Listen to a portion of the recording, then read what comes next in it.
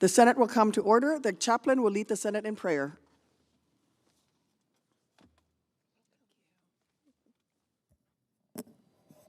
Let us pray. God of all comfort, we thank you that your steadfast love endures forever. Today we offer our thanksgiving for your word that counsels us, for your spirit that guides us, and for prayer that sustains us. Give our senators grace and wisdom to fix their eyes on you and to meditate on all your ways, knowing that your testimonies are better than silver and gold. As we anticipate the end of Advent and look forward to the wondrous beginning of Christmas, we ask you to come, light our world. We pray in your mighty name. Amen.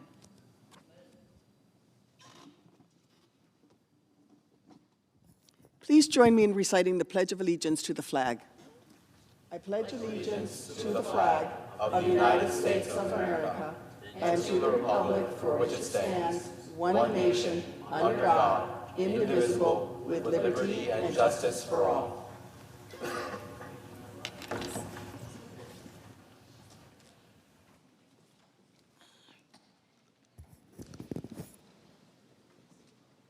The clerk will read a communication to the Senate.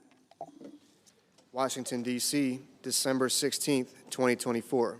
To the Senate, under the provisions of Rule 1, Paragraph 3 of the Standing Rules of the Senate, I hereby appoint the Honorable Tammy Duckworth, a senator from the state of Illinois, to perform the duties of the chair. Signed, Patty Murray, President pro tempore. Under the previous order, the leadership time is reserved. Morning business is closed. Under the previous order, the Senate will resume consideration of the House message to accompany H.R. 5009, which the clerk will report. House message to accompany H.R. 5009, an act to reauthorize wildlife habitat and conservation programs and for other purposes.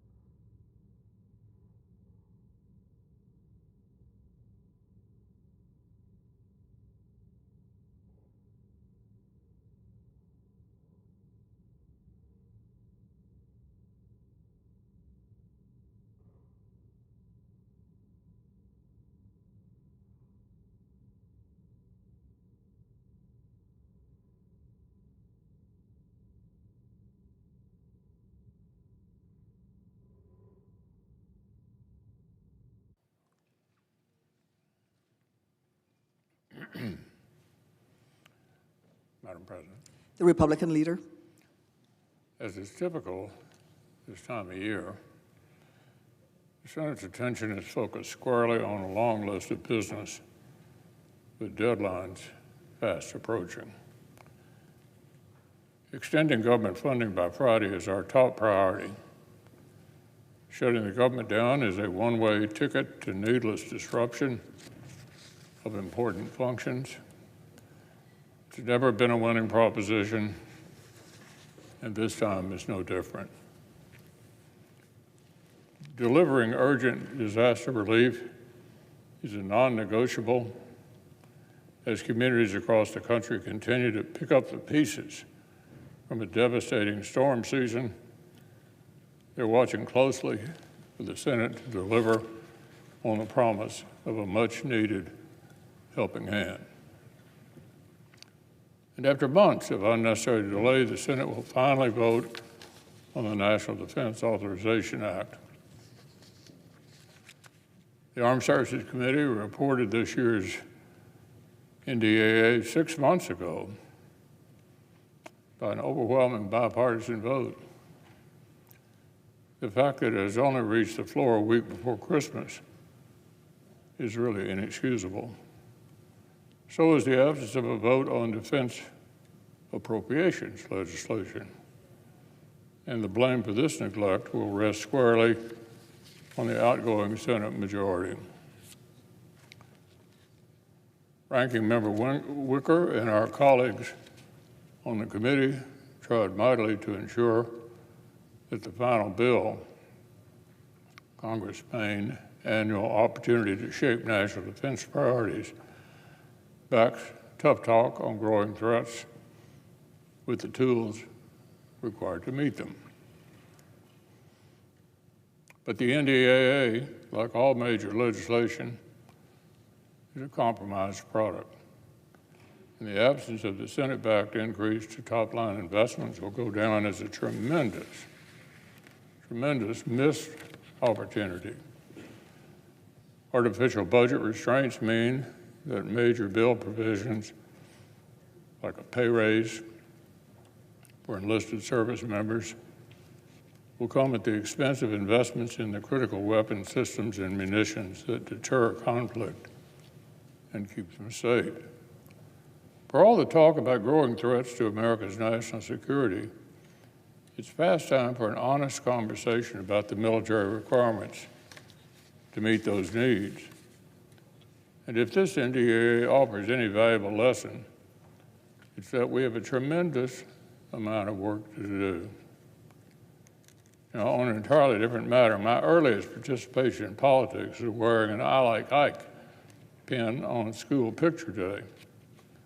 Well, last month, the state of Indiana was chanting, "I like Mike." Mike Braun's fellow Hoosiers like him so much, in fact, they've decided to steal him back from Washington to be their governor. And if I know anything about Indiana's junior senator, he's probably looking forward to trading in the trappings of this institution for a job a lot closer to home. But I'd like to say just a few words before he goes. Years ago, a local reporter asked Mike Braun about his approach to life and to work. He told him, quote, "You live like you're going out of business every day, and it makes you healthy." For a spry former three-sport athlete like Mike, that much checks out. But needless to say, in the process of keeping him young, our colleague's mantra also brought a fair bit of political success.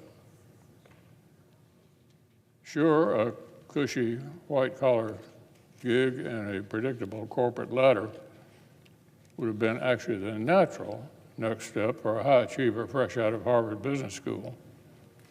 But where's the fun in that? For Mike, in order to live like you're going out of business, you have to run a business yourself. You've got to build a team and take risks, and what better place to do that than in your own hometown? Most of us are familiar with at least some of what came next for Mike and his high school sweetheart, Maureen. The life and professional lessons of Mike's dad, Amos, a decorated World War II vet, steering a 15-person operation through the aftermath of the 1980s farm crisis and turning it into a national team spread across 38 states. For years, running that success with sleeves rolled up from a trailer office and raising 4 kids along the way, 3 of whom have found their own callings in the family business. As I understand it, we have Maureen to thank that this incredible story of hard work and entrepreneurial spirit took a turn into politics in the first place. When friends around Jasper tried drafting her to run for school board, she offered them Mike instead. And so began 2 decades and counting of life in politics. Here in the Senate, Mike's going out of business approach to public service made an early impression. Careful observers ranked him at one point the most effective freshman in the chamber. He dove headfirst into legislation that mattered to him and to Indiana. He advocated passionately for farmers and for families impacted by rare diseases. He fought for outcomes, and he stood on principle. But Hoosiers will be proud to know that he still doesn't like dressing up here on the Senate floor. And who can blame him? By Mike's own admission, most of what he likes to do, tend the farm, fish, and hunt, both animals and mushrooms, he can do within 60 miles of Jasper. So it speaks to Mike's commitment to his neighbors that even though he's leaving Washington, he's not quite going home just yet, nor will he be able to hang up the coat and the tie. The trust of the people of Indiana is rightly a great source of pride for our colleague, second only to his pride in the family he and Maureen built, and I know he can't wait to get to work for all of them in Indianapolis. So I know I speak for our colleagues when I thank Mike for his service these past 6 years. Wish him all the best in his next chapter.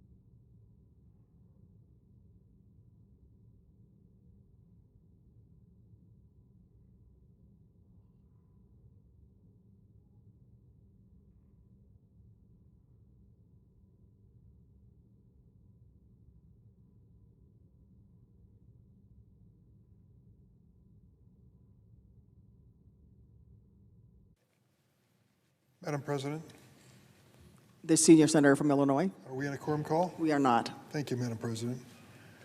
Madam President, next time you're checking out at your local grocery or convenience store, take a look around. There's a good chance you'll see a kiosk marked with the letter B with two vertical lines running through it. Looks like a form of a dollar sign. It's the symbol for Bitcoin. And what you're looking at is a Bitcoin ATM. Take a closer look. Is somebody using the machine? Are they on their phone while they're using the machine? Do they seem stressed?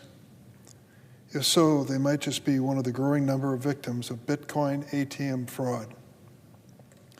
These scams, which frequently target elderly Americans, start with a phone call. A criminal calls his target, claims he's from their bank, the IRS, some federal agency.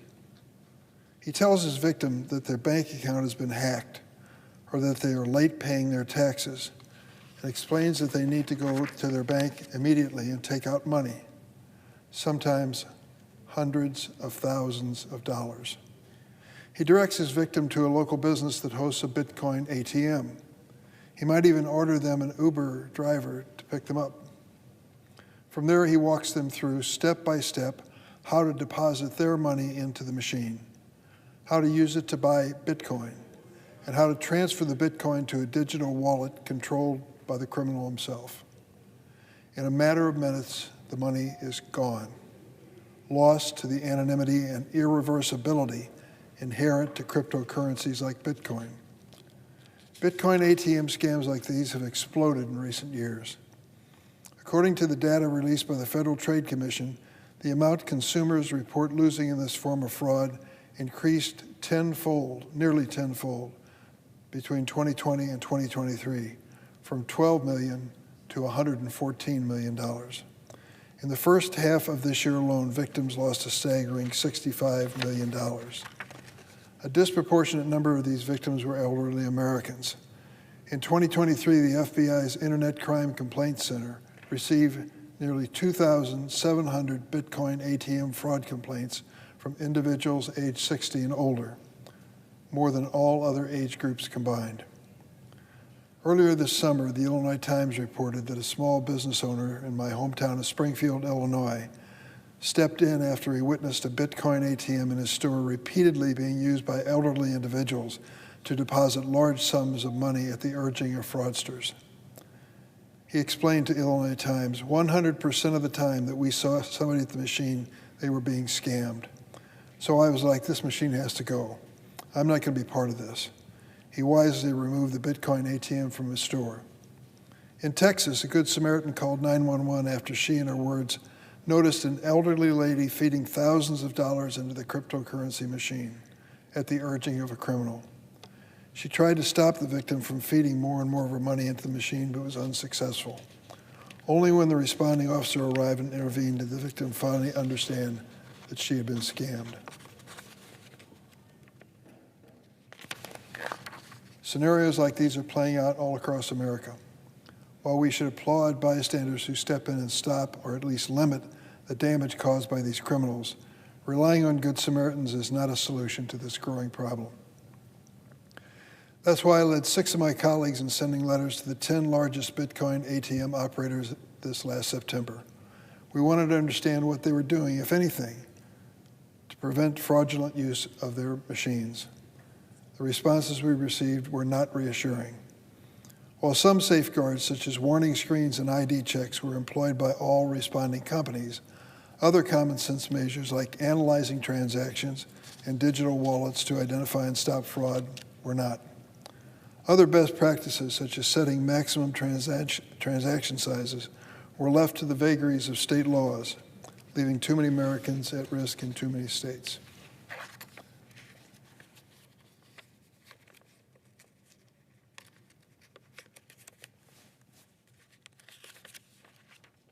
That simply isn't good enough. A company should meet certain specific anti-fraud measures before dropping one of their machines into our communities. That's why I'm going to introduce legislation in the next few weeks that establishes a federal anti-fraud baseline for Bitcoin ATMs.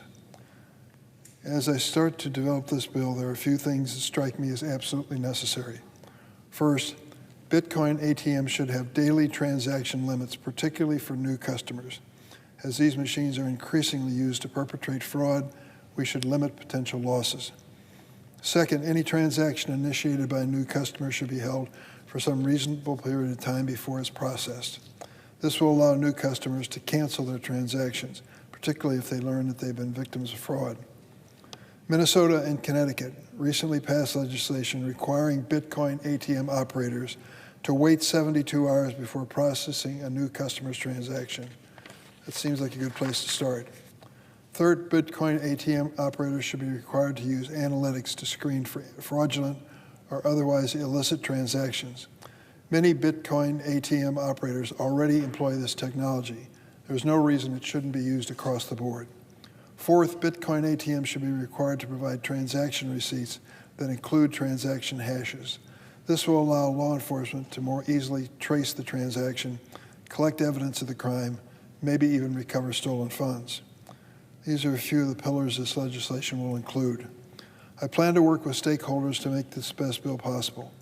That includes state attorneys general and organizations like AARP, who have been real leaders on this issue.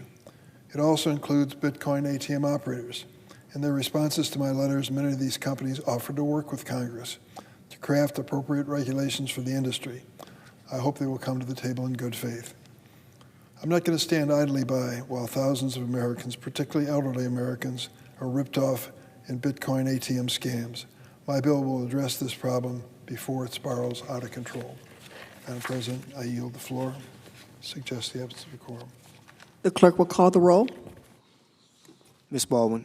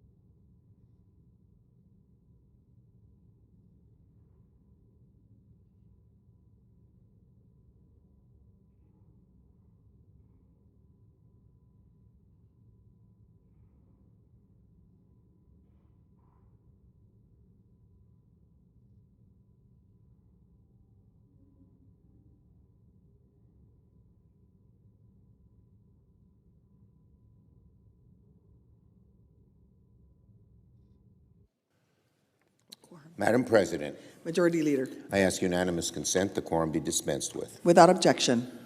First, Madam President, our thoughts, our prayers are with our dear friend Chaplain Barry Black, who was unexpectedly hospitalized Thursday afternoon. We are relieved and thankful that he's expected to make a smooth recovery. Chaplain Black is one of the most beloved individuals in the entire Senate. Every day we gavel into session, he is always here to start us off. In prayer, delivered with his profound sense of wisdom, grace, eloquence. So we pray for the chaplain and can't wait to see him back very soon. Now on drone sightings. Yesterday, Madam President, I called on Homeland Security Secretary Mayorkas to quickly deploy any available drone detecting tools to help New York and New Jersey deal with the mysterious drone sightings of the past few weeks. This week, I will also come to the floor of the Senate to seek passage of legislation that will give local officials greater authority to swiftly respond to these sightings. The reports of the past few weeks have ignited immense anxiety and confusion for millions of people across the Northeast.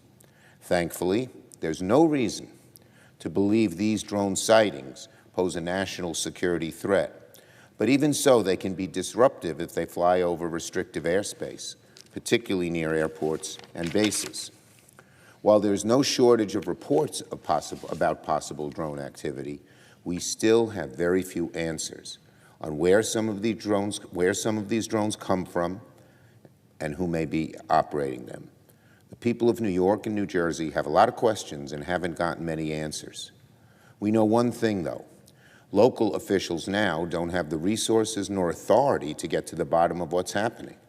This is federal jurisdiction, but of course, because drones are so new and there are so many in so many different places, including recreational users, that we need to do a lot more. So to repeat, this week, I will move for the Senate to pass legislation giving local officials the tools and authorities necessary to act, and in lockstep with the Department of Homeland Security to act quickly. This week, I will move for the Senate to pass legislation giving local officials the tools and authorities necessary to act quickly and in lockstep with the Department of Homeland Security and other agencies. Local authorities can do a lot to help answer our questions, but right now they're not empowered to do so because the federal government has total jurisdiction. In the meantime, I urge DHS to take all necessary action to deploy as many drone detecting resources as possible. Right now, they have not deployed close to enough, and that's why these questions that so many people have are going unanswered. Some of the new technology, like the Robin systems, are 360-degree radar. They can see at 360 degrees, not at one beam, and could go a long way to help local officials collect real data about where these drones are coming from. So I want to see a flock of Robin-like technology systems deployed across the New York City metropolitan area. So we need the Department of Homeland Security to spring into action. Senate business. On the NDA, the CR, WRDA, and NOMS. The Senate gavels back into session for a very busy week. We must finish our work on the NDAA. We must keep the government open, act on the Social Security Fairness Act, act on WRDA and EDA, and confirm more of the President's nominees. It's going to take cooperation from our Republican colleagues to get these things done in a timely fashion. First, as I said, we must pass our annual defense authorization bill, the NDAA. This afternoon, we'll take the first procedural vote on the NDAA package sent to us last week by the House. If cloture is invoked, I hope we can find a path to passing NDAA as soon as tomorrow. This year's NDAA is not a perfect bill, but it nonetheless has some good things that Democrats fought hard for, and that will strengthen military families and boost tech innovation here at home, something very important to me and to you, Madam President. To be sure, the NDAA has some bad provisions Democrats would not have included, and there are other provisions that were left out of NDAA, which we still hope can get done elsewhere. I want to thank Chairman Reed, Member Wicker, and all the members of the Armed Services Committee for their good work on this year's defense bill. On another matter, by the end of the week, the Senate must also pass a temporary extension of government funding before December 20th, or else the government will shut down right before Christmas. Democrats have spent weeks working in good faith with our Republican counterparts on crafting a strong CR that will keep the government open while also providing much-needed disaster relief for the American people. We kept working through the weekend on finalizing an agreement, but our Republican colleagues are still sorting out through disagreements on their end, and there are many. Democrats will keep working to finish the job on passing a strong and bipartisan CR. We don't want the government to shut down during the holiday season, and I expect that many, if not most, of our Republican colleagues feel the same way. So let's finish the job. Besides keeping the government open, the Senate will also vote later this week on reauthorizing WRDA and the Economic Development Administration. Reauthorizing WRDA, the Water Resources Development Act, is vital for strengthening America's ports and waterways, preventing flood damage, protecting our wetlands, boosting our economy. Reauthorizing the EDA would provide critical investments in infrastructure, workforce, and domestic supply chains that will help the U.S. outcompete the rest of the world. The House passed WRDA and EDA with overwhelming bipartisan support last week. We expect it to pass here with equally robust support, and will work with our Republican colleagues on finding time to hold a floor vote. I thank them for working with us to get these bills done. Finally, before I get to the Social Security Fairness Act, the Senate will also be working on nominations. Later today, I will file cloture on the nominations of Benjamin Cheeks to be U.S. District Attorney for the Southern District of California, and Serena Murillo to be the U.S. District Judge for the Central District of California. Members should be ready to vote on and confirm these outstanding public servants as soon as Wednesday. I'll have more to say on our outstanding nominees throughout the week. Now on Social Security. This week, the Senate will vote to take up a bipartisan piece of legislation that impacts millions of public retirees and their spouses, the Social Security Fairness Act. I'm proud to co-sponsor this bill with my good friend, Senator Brown, as a staunch advocate for working Americans, and he is a very staunch advocate as well. The Senate has a golden opportunity to deliver for our retired firefighters, postal workers, teachers, other public servants who are retired by passing the Social Security Fairness Act this week. The bill would ensure no public retiree or spouse is denied their well-deserved Social Security benefits by repealing two widely criticized policies that have eaten away at the benefits of millions of people: the Windfall Elimination Provision, WEP, and the Government Pension Offset, GPO. Many of these retirees have contributed towards Social Security for years, but are being penalized because at one point they worked as a teacher, a firefighter, a postal worker, a police officer, or some other public sector job. The bill has already won immense support from Democrats and Republicans alike. In fact, the House passed the bill with an overwhelming 327 to 75 vote margin. There's no reason for the outcome to be different in the Senate. Senate Democrats are ready to vote yes on this legislation, and we hope our Republican colleagues will join us. Retirees have been pushing for action on WEP and GPO for decades, and this week the Senate's going to act. We will vote, and every senator will choose. Where are you? Do you stand on the side of public retirees who deserve their benefits, or bungle this golden opportunity by blocking this bill? And finally, the 62-county tour. Today is a very special day for me, because today you can flip one of my favorite numbers, 62, that's the number of counties in New York, and get another very important number, 26. For the 26th year in a row, I have just completed, earlier this afternoon, my annual tour of all 62 counties in New York State.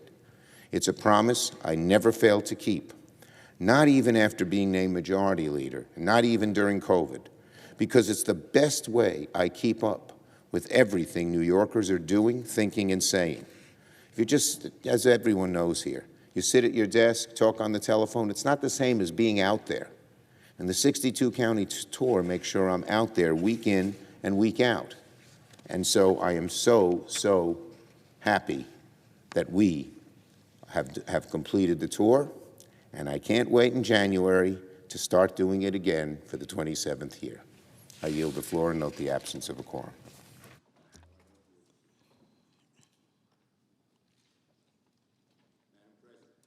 Majority Leader. I move to proceed to executive session to consider calendar 849.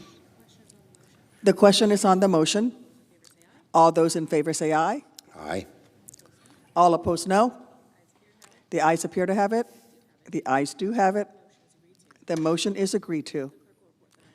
The clerk will report the nomination. Nomination, the Judiciary, Benjamin J. Cheeks of California to be United States District Judge for the Southern District. I send a cloture motion to the desk. The clerk will report. Cloture motion, we, the undersigned senators, in accordance with the provisions of Rule 22 of the Standing Rules of the Senate, do hereby move to bring to a close debate on the nomination of Executive Calendar Number 849, Benjamin J. Cheeks of California, to be United States District Judge for the Southern District of California, signed by 18 senators, as follows. I ask consent the reading of the names be waived. Without objection. I move to proceed to legislative session. The question is on the motion. All those in favor say aye. Aye. All opposed, no. The ayes appear to have it. The ayes do have it.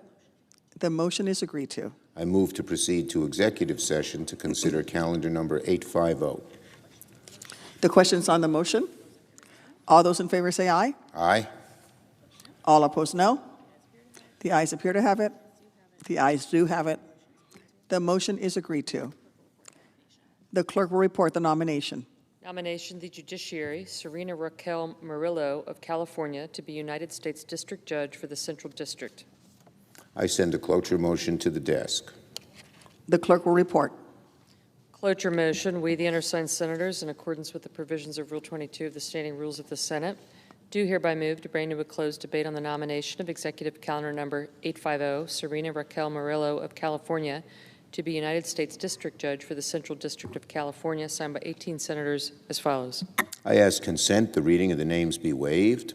Without objection. As in legislative session, I ask unanimous consent that the mandatory quorum call with respect to the cloture motion on the cloture vote on the motion to concur in the House of Representatives to the Senate amendment to H.R. 5009 be waived. Without objection. I yield the floor. Madam President. Senator from Texas. Madam President, last week I came to the Senate floor to discuss provisions that would address outbound investment transparency that Congress neglected to put in the National Defense Authorization Act conference report, which we are presently considering. Well, I'm back again, and I wish I had better news to share.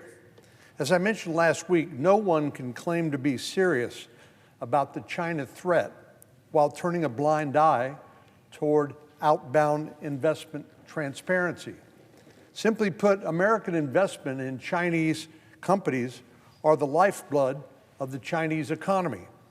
If the People's Republic of China and the Chinese Communist Party were part of the rules-based international order, it would be one thing, but they are not. The People's Republic of China and the Chinese Communist Party welcome that foreign investment to build their economy while they modernize their military and rearm their country, threatening peace in the region and beyond. So, quite frankly, I'm disappointed that the House and the Senate have so far failed to take action on this matter that is of critical importance to our strategic competition with the Chinese Communist Party. The House and the Senate will have one last chance this year to address the outbound investment transparency provision I'm discussing in the continuing resolution before we leave for the holiday recess. But consider for a moment we are waiting an announcement that this continuing resolution has somehow been agreed to by the leaders here when we're talking about financing the government that we should have done before the end of the fiscal year last September. And now here we are at the last minute trying to figure out how to kick the can down the road to March. But notwithstanding this terrible way to do business and to handle our country's finances, threatening once again another government shutdown, a completely unnecessary drama, I would urge my colleagues not to miss this opportunity to include this outbound investment transparency provision in the continuing resolution. We simply cannot wait another year to address this issue.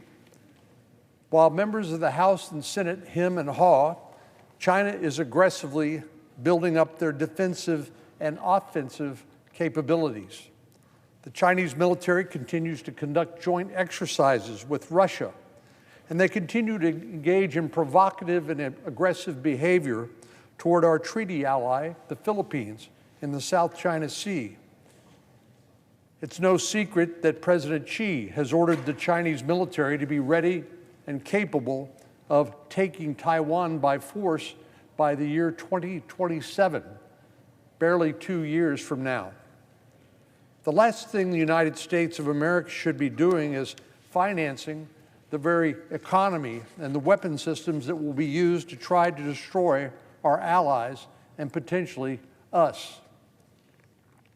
As we all know, China, Russia, Iran, and North Korea have joined together as the axis of autocracies in opposition to the democracies across the planet. This is a very dangerous alliance which foreshadows the sorts of things that led to the run-up to World War II. It's simply foolish for the United States to help China to modernize its military and create this very dangerous scenario by investing in technologies that could be used ultimately to kill American soldiers. I could care less if American investors want to build another Starbucks or another Burger King in the People's Republic of China. I do care about dual-use technology and advanced technology that they could use to defeat us in the Indo-Pacific. By some estimates, U.S. investments in Chinese companies totaled $2.3 trillion in market value by the end of 2020. This includes, incredibly enough, $21 billion in semiconductors, $54 billion in military companies, and a whopping $221 billion in artificial intelligence. Those are American companies investing in China to build those things. A recent report from the U.S.-China Economic and Security Review Commission found that more than 90% of the total U.S. investment in these sectors is concentrated in the semiconductor industry. When it comes to China's AI industry, the report cites an analysis that found that U.S. investors account for 37% of the $110 billion in global financing raised by firms from 2015 to 2021. This is in AI. To capture this picture from another angle, the report points out that, quote, U.S. investors consistently contribute more than double the capital to these sectors compared to all non-U.S. investors combined. Now consider the fact that we passed the CHIPS and Science Act in 2021 to create programs that would bolster our ability to compete with China and to eliminate vulnerable supply chains when it comes to advanced semiconductors.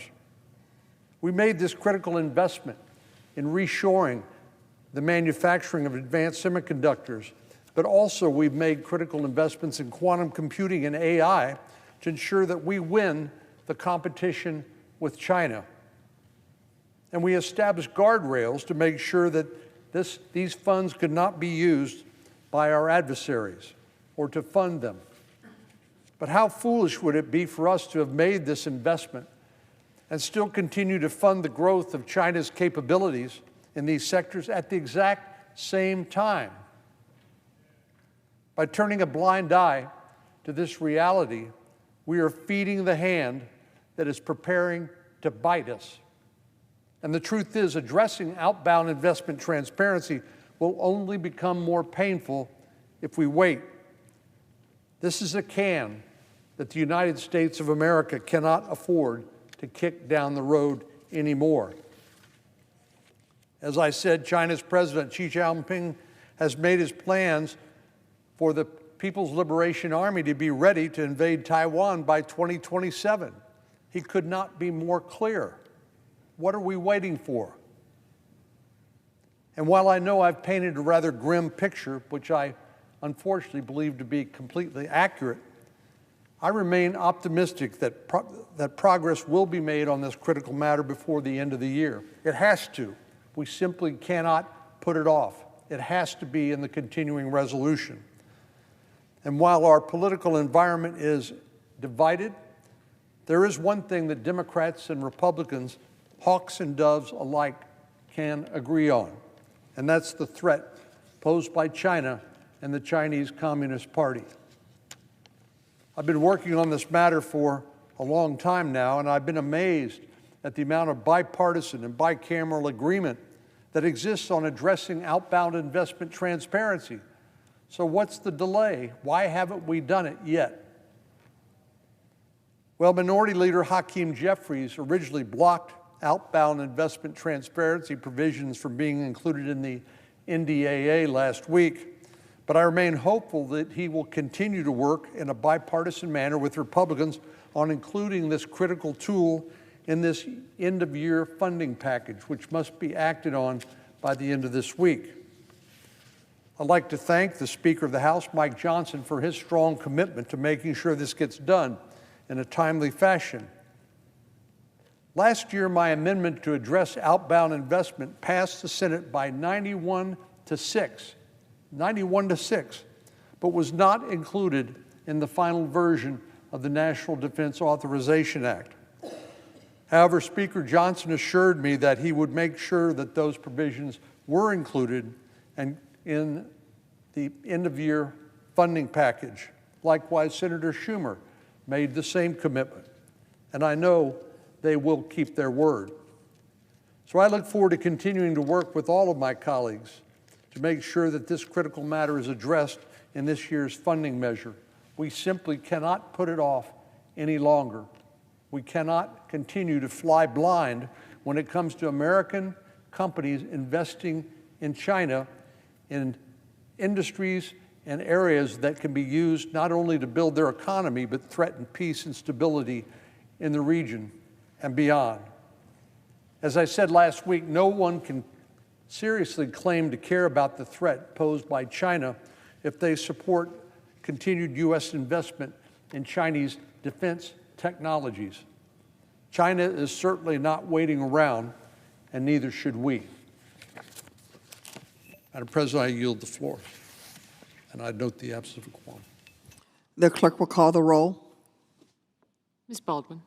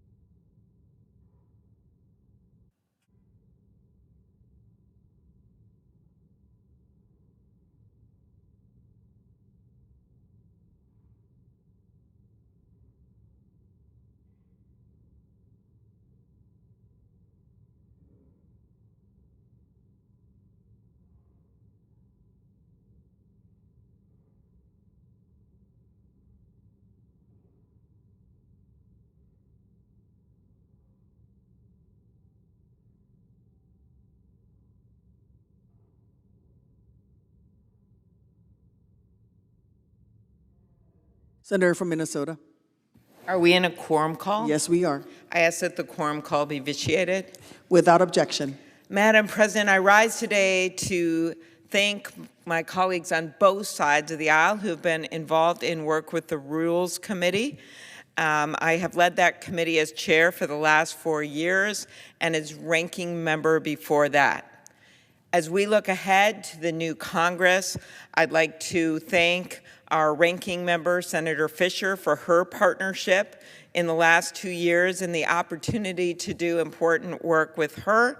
And I look forward to continuing our work together next month on the Joint Congressional Committee on Inaugural Ceremonies that I chair.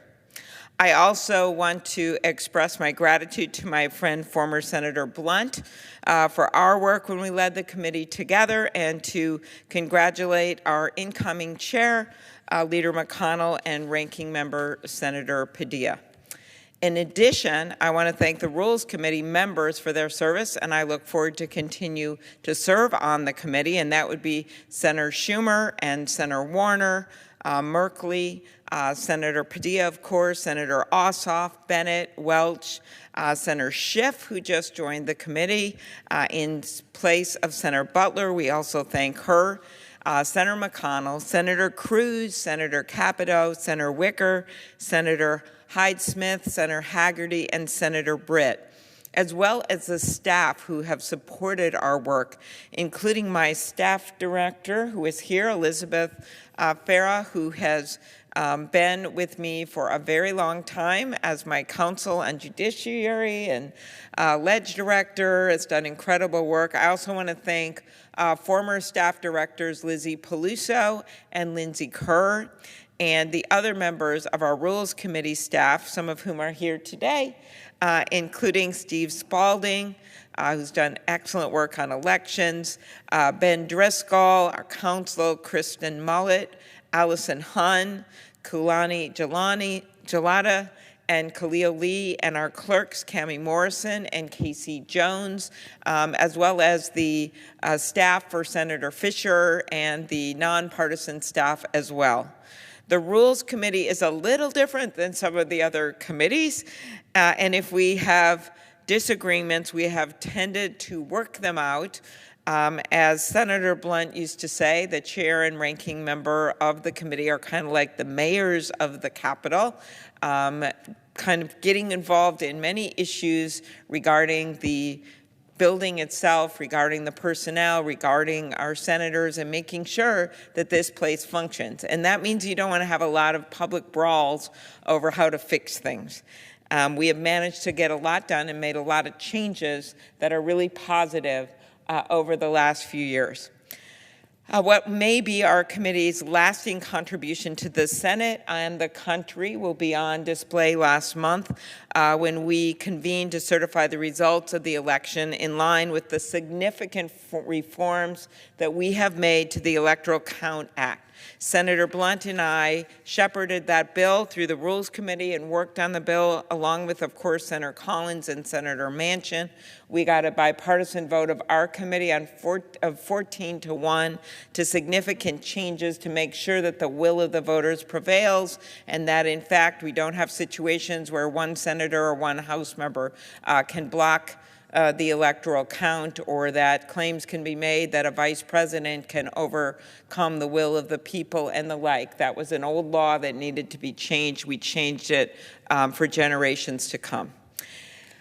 We also will see the changes as we see key security improvements that we've made, thanks in large part to Capitol Police Chief Tom Manger, someone who we installed after January 6th, and as well as the men and women of the Capitol Police who stand in defense of the Capitol every single day.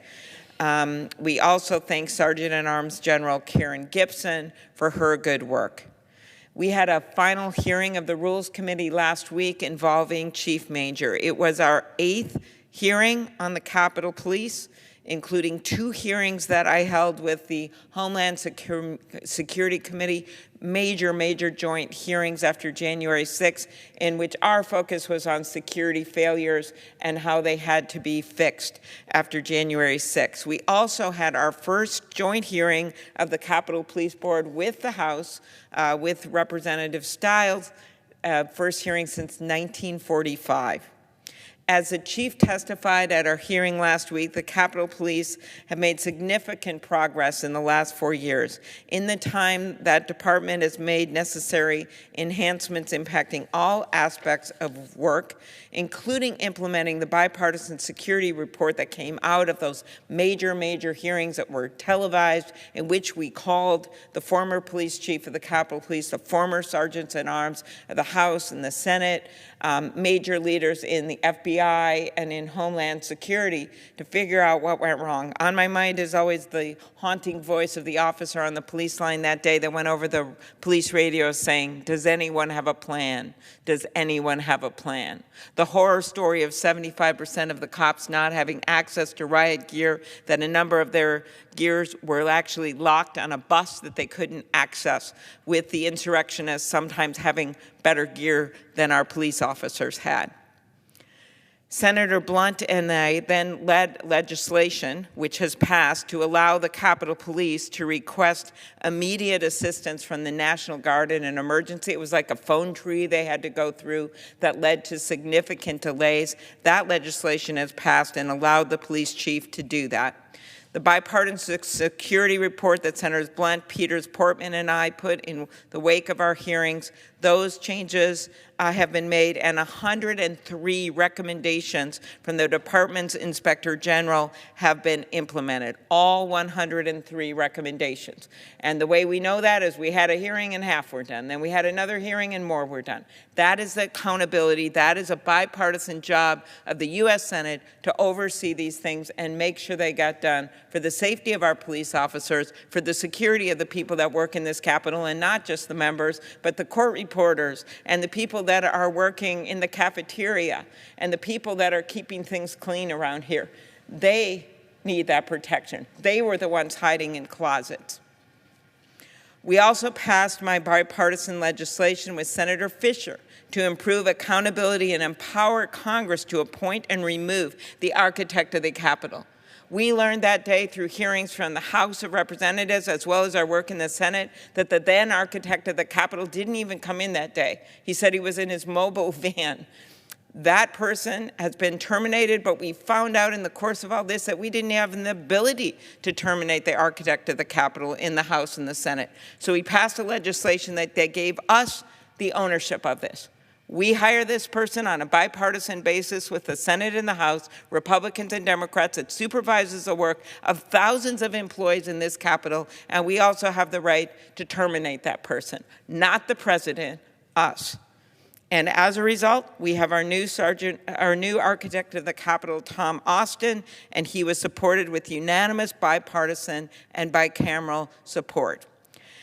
And with the support of so many service members, veterans, and military families, our committee passed a resolution that paved the way. I see the presiding officer, Senator Welch, was part of this, to pass a rule that paved the way for an eventual voluntary agreement so that more than 400 military promotions would move forward after months and months of delay. I thank my Republican colleagues that stood up on this floor to get those nominations through, as well as all the Democrats, and I thank the Democrats on the committee with working with me on this resolution so that we could pass it to change the rules, and that eventually put some pressure on to get this done. During my time in the committee, thanks to our great members, we have taken on a whole host of issues. Reopening the buildings after the pandemic, reforming the outdated process of reporting and the handling of harassment claims on Capitol Hill, something I did with former Senator Blunt as well as Senators Schumer and McConnell that showed great leadership, all of them. Making closed captioning available for all Senate committee hearings. We work to ensure the people that we venerate in this Capitol more closely reflect the people of this country. It is not just about removing paintings and statues, it's about who you put up there. So when little kids come in, they see them and they think, oh, that's someone that looks like me. We passed my legislation with Senators Murkowski, Collins, and Sinema for 2 statues of 2 former trailblazing Supreme Court justices, one appointed by a Democratic president, one by a Republican, Sandra Day O'Connor and Ruth Bader Ginsburg. Once those are completed, there will be 21 women finally represented in statues in the Capitol. Of the 209 statutes in the Capitol, 192 are men, but okay, I'm not counting. But I change this one statue at a time. We've added 5 of those statutes of women just in the time that I've been chair. We also dedicated the first rooms in the Senate wing of the Capitol. This was sort of ironic. We had not one room in the Capitol named after a woman when I came in, not 1, 0, when we've had, in fact, many women leaders in the Congress, and we dedicated those first rooms in the Senate wing in honor of the women. I'm talking about the Senate wing here, former Senators Barbara Mikulski and Margaret Chase Smith. And Margaret Chase Smith was from Maine, and she was the first Republican on the Armed Services Committee and the first major candidate for president on the Republican side. The bust of Justice Taney, who authored the Dred Scott decision, was removed and will be replaced with one of Justice Thurgood Marshall. That sounds like a pretty good trade to me. The first African American to serve on our nation's high court. When our restaurant workers unionized, we fought to make sure they had a fair contract. And in one of my favorite moments, and this was one of my more fun things we worked on, I work on a lot of kind of detailed things which involve senators telling me there's too long of line of visitors trying to come in the Capitol, sending me pictures, making sure we have people working at those gates, making sure senators are able to get to and from, that they get offices that they need, that they get their hideaways. Some of that isn't fun, but it's still important. But what was really fun is when Senator Blunt and I worked to update the rules so that Senator Duckworth, who was just presiding over the Senate, and everyone in her wake are able to bring their babies onto the Senate floor. Before that, we only allowed dogs onto the Senate floor. Senator Duckworth already had a toddler. She said if there were late night votes, she would have to bring her baby with her. The House already allowed for this. And what I most remember from that time is that I had to use a Dr. Seuss rhyme, which I'm not going to use, about how we had to get this done because she wasn't going to burp the baby in the house. She would be as quiet as a mouse. It was really long. I'm not going to go into the whole thing, but it was quite effective. So out of that, after some of maybe the more senior members of the Senate didn't want to change the rule and they didn't want to talk about breastfeeding and things like that, but none of that ever happened. We changed the rule. It's a good thing. And I will never forget the first day that Tammy Duckworth brought her little baby, Miley Pearl, now not so little, but at the time all 6 pounds of her, here onto the floor, wheeling her in on her wheelchair with all the reporters looking down and not really a dry eye in the house. And it was kind of an amazing moment. So things have changed in little ways, one thing at a time. We have done important work, as I note, much of it behind the scenes, to help so many of our colleagues with issues that impact their ability to do their work, regardless of party or ideology. We help to support repairs and updates to offices here in Washington and in their home states. We've implemented new security measures, and we've made sure that constituents can be hosted and feel welcome in this place.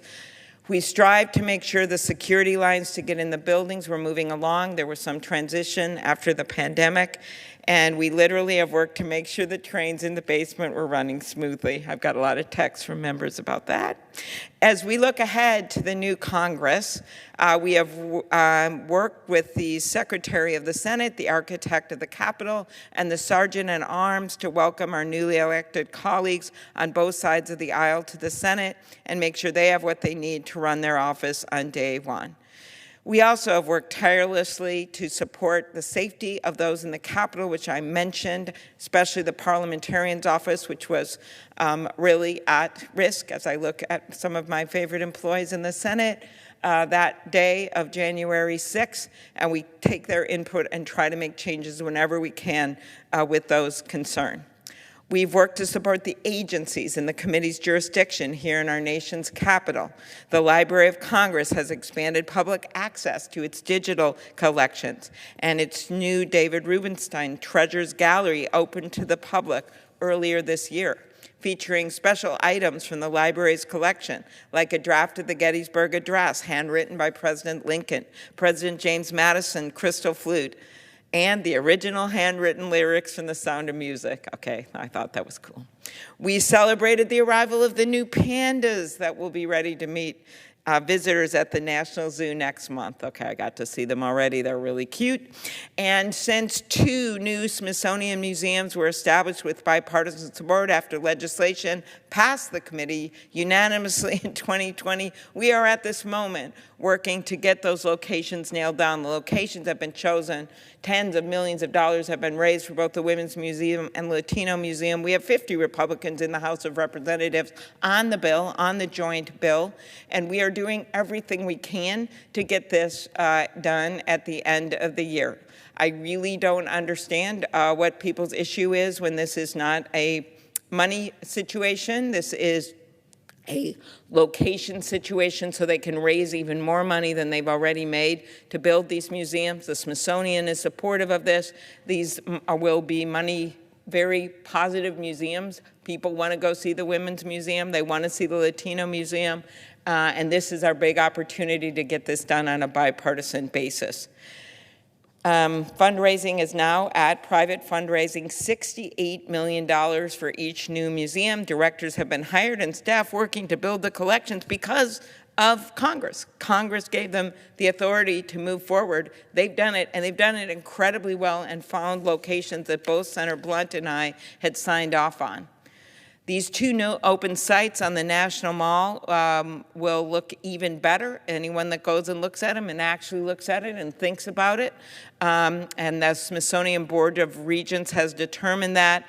And our work to get the needed waiver to begin construction, as I noted, is ongoing with over 100 co-sponsors, evenly split between the parties on the House bill, led by Representative Nicole Malliotakis of New York, Republican, and Judy Chu of California. As we are nearing the end of this Congress, we have 2 major challenges. One, getting the two new museums the waiver so they can continue progressing as our leaders on both sides will decide the fate of the Women's Museum. The 4 men who are leading our Congress and the Senate and the House will make this decision, and many of the women have been involved in pushing this issue so we can finally move forward on this. Through the past several years, and we appreciate Senator Schumer's strong support for this. Through the past several years, we have not stopped fighting to protect our free and fair elections, the cornerstone of our democracy, which is our second challenge, to continue that work. Supporting our state and local election workers on the front lines, ensuring they have the needed resources, successfully urging the Election Assistance Commission to enable them to use funding to protect against threats. We held our first field hearing in 20 years in Georgia on the Freedom to Vote Act that we are looking forward to reintroducing next year. I am very focused on artificial intelligence in our elections and bipartisan work. I have one bill with Senator Murkowski, another with Senator Hawley to take this on. And in closing, I want to end my work on the Rules Committee with the story that Senator Blunt always loves to share with our colleagues. It's a story of a bust that he always had in his office called the Unknown Cleric, a statue. And it's a guy that looks very distinguished, and Senator Blunt did a bunch of research, and he could never figure out who this guy was. It was over 100 years ago. They made this beautiful statue to him, and no one can figure out who he was except that he's a cleric because of what his collar. So he calls him the Unknown Cleric. At the time, they thought this man so important. But today, as Senator Blunt likes to tell people who came in his office, whether they were senators or school kids, today no one even knows who he is. So what is the message we learn from that? That what we do here is more important than who we are. Most people aren't going to remember who we are 100 years from now, and I like to remind my colleagues of that. But they are going to remember when we do good things that help them, that help their kids, that help their grandkids. They are going to remember when they walk into that Women's Museum or that Latino Museum that someone back at this point had the foresight to think, okay, these are pretty important things in American history. Maybe we should honor them. Or maybe they're going to think sometime 100 years from now that I'm sure glad we still have our democracy, because somewhere back there they changed an old law and made sure that we reformed our election process, or that we protected our democracy, or we stood up for our democracy. Because what we do is more important than who we are. And that's why this committee, which has been run on such a strong bipartisan basis over the last decades under both Democrat and Republican leadership, has been a big part of that. I look forward to working with our incoming Rules Committee Chair, Leader McConnell, and Ranking Member Senator Padilla. I know they are both well suited to do this work. I think maybe Senator McConnell knows a little bit about the Capitol and how it's run, and I look forward to working with them. Thank you, Mr. President. I yield the floor.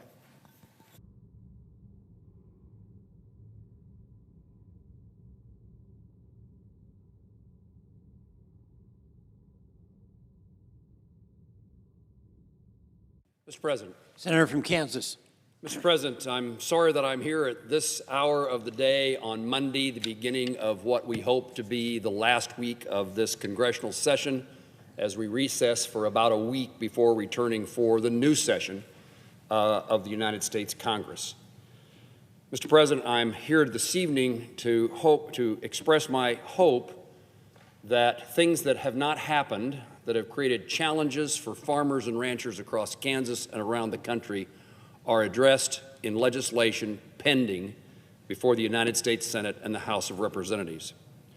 We've made mistakes, errors, we've failed in a couple of significant ways this congressional session in regard to the appropriations process and the consequences that the failure to pass a farm bill has upon farmers across my state and around the country.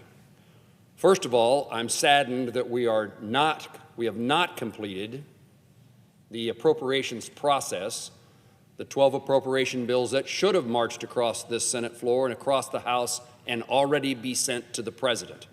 The Senate Appropriations Committee, of which I'm a senior member of, we've passed all but one of those bills and reported them to the Senate floor with no further action. As a result of that, one of the items that has not occurred is that there is no appropriation bill dealing with agriculture that is ready for the President's signature or should have been signed by September 30th earlier this year. Secondly, the Agriculture Committee, the Senate Committee on Agriculture, has not provided us with a renewed, improved farm bill. We are operating under an extension, and I'd expect before the end of the week we will extend the farm bill one more time. As a result, we are combining the effort to meet the needs of farmers and ranchers in this process by which we will pass a continuing resolution funding the federal government presumably to March, and included in that continuing resolution is what we call disaster assistance. The disasters that occurred across the country, Helene, Milton, the damage that was done by tropical storms in Florida, North Carolina, South Carolina, Georgia, Tennessee, the storm damage many places across the country, is to be addressed this week in addition to the continuing resolution that funds the federal government. I support that. There are significant challenges to people that have occurred through no fault of their own. One of those challenges is to farmers and ranchers who, through no fault of their own, have no farm bill, therefore no safety net, and who have no opportunity to address the needs as they go to their bankers, their financial bankers, to plan for the new year. No farm bill in place to provide a safety net, and without passage of disaster assistance, no assistance to help them get through the planting season for agriculture commodities across the country. So before the end of this week, we need to do serious and significant work. And the point I want to make tonight is that without the inclusion of assistance to farmers and ranchers in the continuing resolution, I will not vote for the continuing resolution. I despise voting for them regardless, all the time I have, because I so oppose government shutdowns. But in the absence of solving the challenges that farmers and ranchers meet through disaster assistance, through financial assistance to those farmers, the CR will not attain my vote. So the negotiations are ongoing, as I understand it. They were to have been completed perhaps a long time ago, but they were certainly to have been completed last night and filed. Has not happened yet, and the deadline is December the 20th before there's a government shutdown. The circumstances that we face is and let me repeat this so I can make it perhaps clearer. Without a farm bill, there's no safety net. The safety net that was present under the old farm bill, even if extended, does not meet today's current challenges that farmers face. The cost of inputs, fuel, fertilizer, seed, labor, land values, interest rates in particular, have skyrocketed, and the U.S. Department of Agriculture has determined that on-the-farm income will be down more than 43% over the time what it was when we passed the last farm bill, now 6 years ago. No farm bill to meet the needs, no farm policy to meet the needs of the challenges that ranchers and farmers have. And then, unless we provide the disaster assistance, the natural disaster assistance that is so needed, and again, I mentioned states that have had hurricanes. I will highlight that in the state of Kansas, we've been in a drought for the last 4 or 5 years. This is the most severe year yet. 79% of Kansas agriculture experienced drought across our state, most of it in severe fashion. This past year, Kansas wheat farmers experienced their smallest crop since 1961, largely due to lack of moisture. So you add these things together, terribly high input costs, low commodity prices, and then if you have no commodity to sell because you couldn't grow anything. One of my staffers told me, I said, you should be home for harvest earlier this year. He says, Jerry, we plant wheat, we don't harvest wheat. And that's exactly what happened across the state this year, and unfortunately for past years. Some will say we have crop insurance to deal with this issue. Crop insurance is hugely important to producers around the country. But it doesn't work when there are multiple year disasters because the average for which you can receive compensation for is based on previous years. So we've never figured out, RMA, the Department of Agriculture, has never figured out a crop insurance product that meets the needs of farmers who year after year after year have less production. The point I want to make is this is a real circumstance that has huge consequences, not only on the farmers of Kansas and other states across the country, but upon the need to meet our hunger needs around the world and the need to meet the nutrition and safety and well-being of Americans across the country. Mr. President, again, I ask my colleagues to make certain that the continuing resolution include assistance to agricultural producers and it be done in a way that actually meets their needs. And then let's make certain that we get a farm bill done, again, already late, but can we get it done early in 2025? Mr. President, I yield the floor.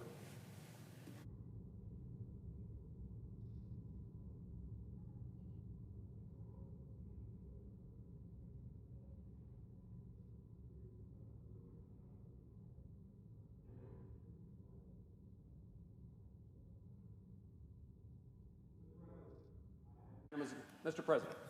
Senator from Kansas. Mr. President, I ask unanimous consent that the roll call vote scheduled at 5:30 begin immediately. Without objection. By unanimous consent, the clerk will report the motion to invoke cloture. Cloture motion. We, the undersigned senators, in accordance with the provisions of Rule 22 of the Standing Rules of the Senate, do hereby move to bring to a close the debate on the motion to concur in the House amendment to the Senate amendment to H.R. 5009, an act to reauthorize wildlife habitat and conservation programs and for other purposes, signed by 17 senators.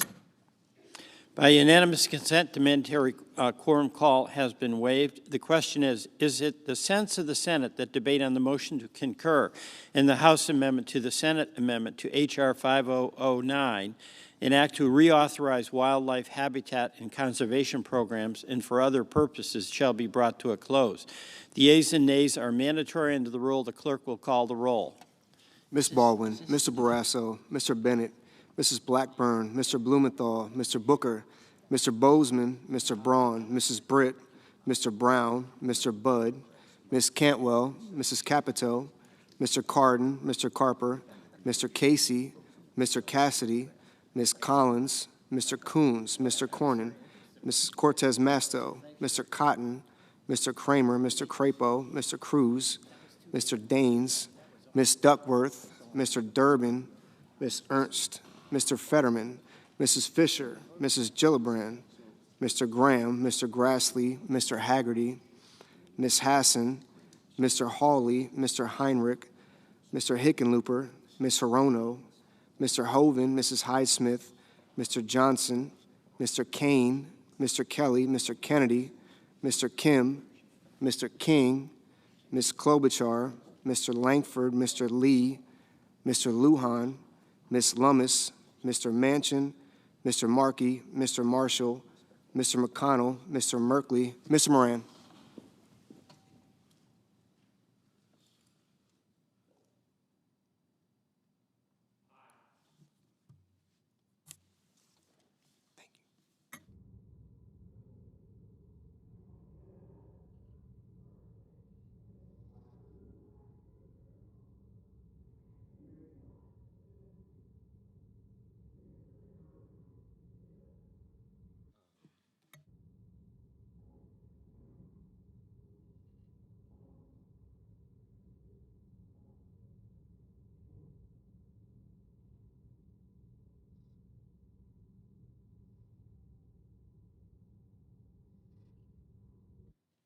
Mr. Mullen,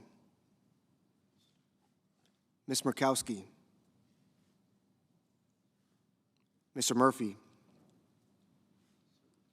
Mrs. Murray,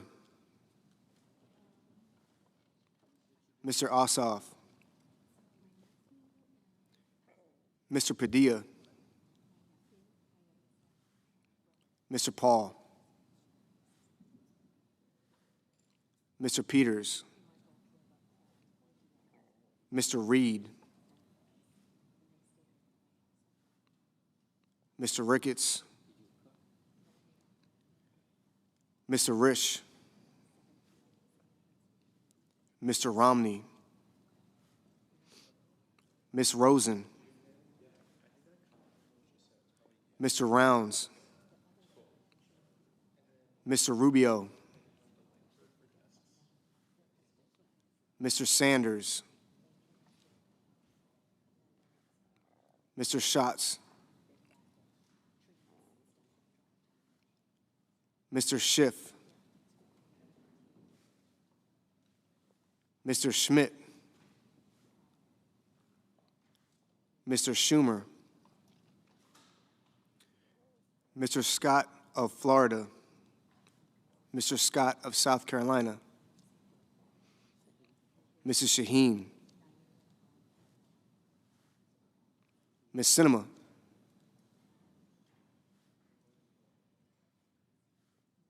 Ms. Smith,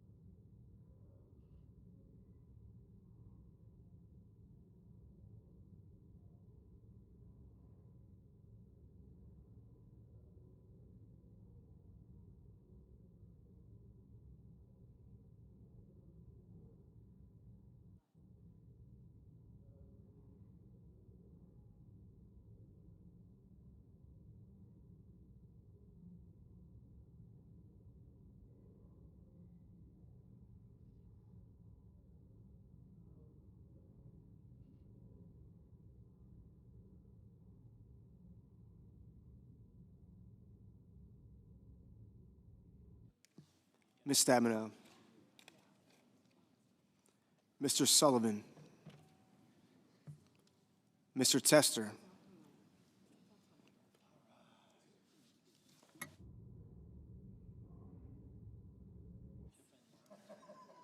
Mr. Thune, Mr. Tillis, Mr. Tuberville, Mr. Van Hollen, Mr. Vance,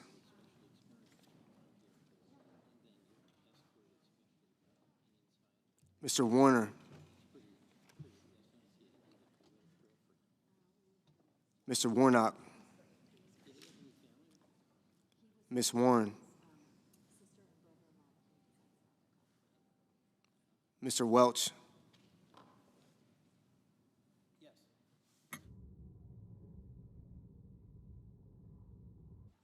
Mr. Whitehouse,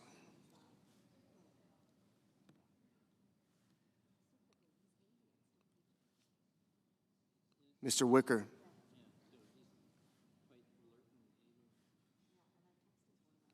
Mr. Wyden,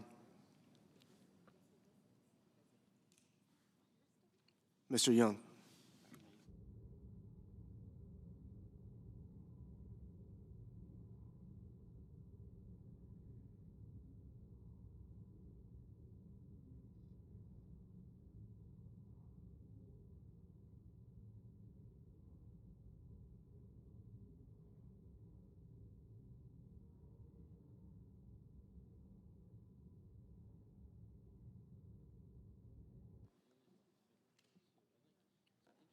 Senators voting in the affirmative: Moran, Reed, Ricketts, and Welch. Mr. Lee voted in the negative. Mr. Tester. Mr. Tester, aye.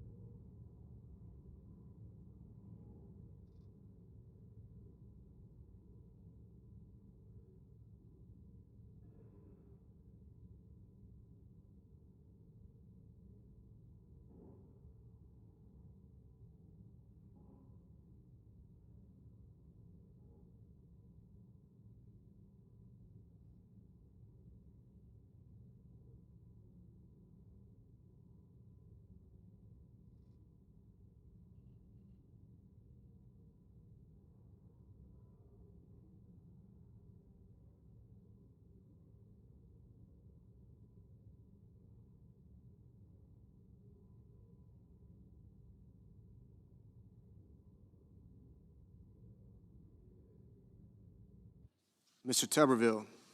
Mr. Tuberville, aye.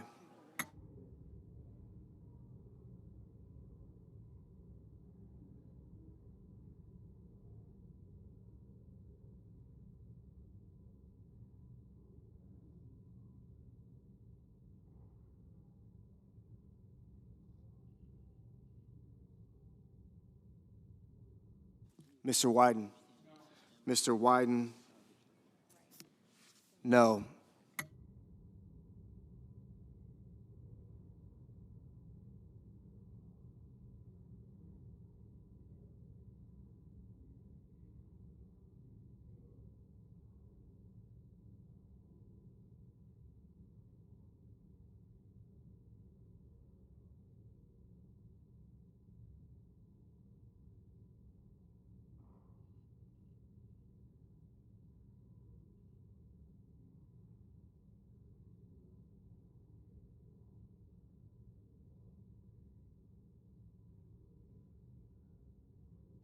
Ms. Rosen.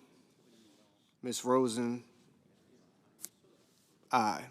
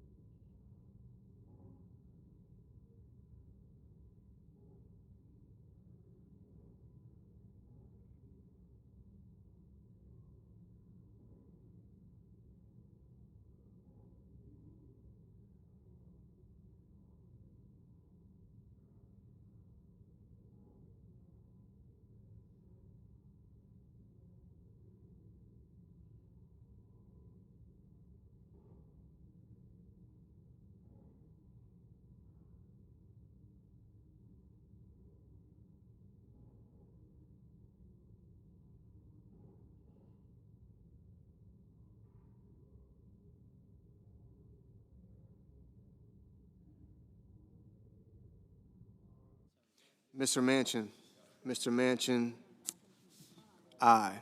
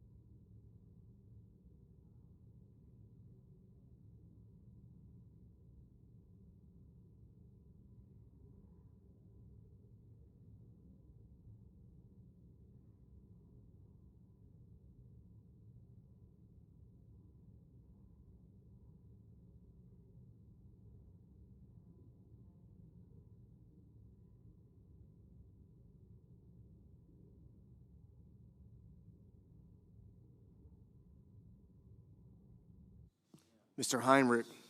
Mr. Heinrich, aye.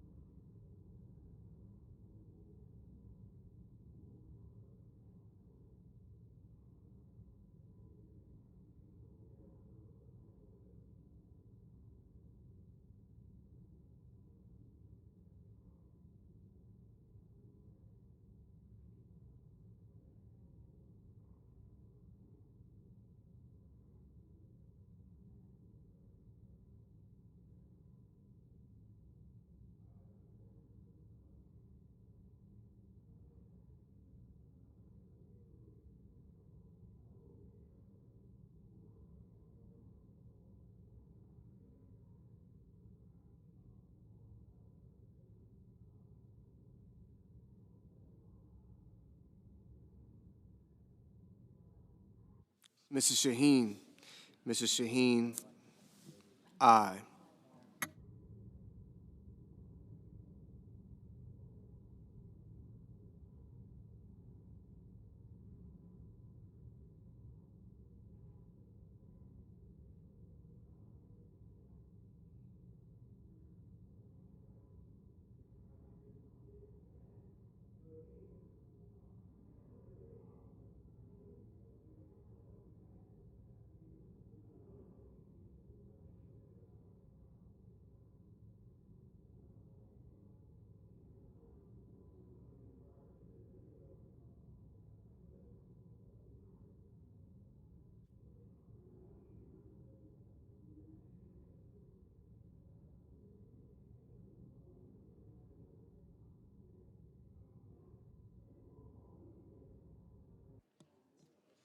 Mr. Cornyn.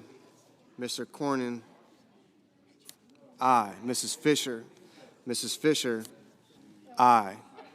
Mr. Crapo. Mr. Crapo, aye. Mr. Wicker. Mr. Wicker, aye. Mr. Cardin.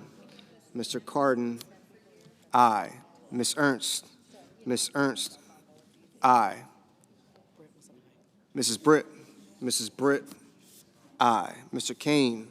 Mr. Kane, aye. Mr. Grassley. Mr. Grassley, aye. Mr. Tillis. Mr. Tillis, aye.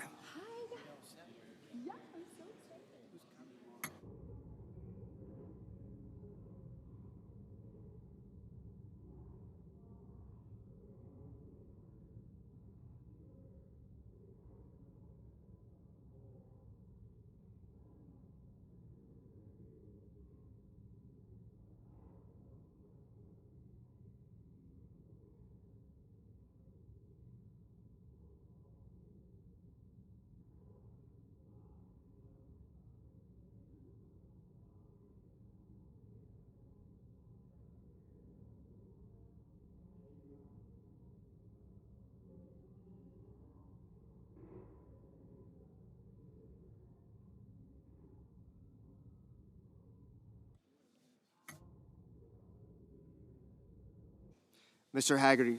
Mr. Haggerty, aye.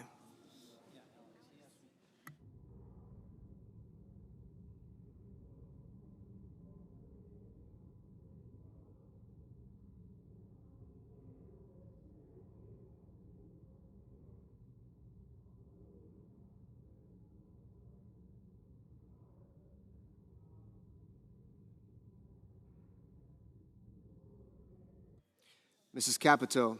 Mrs. Capito, aye.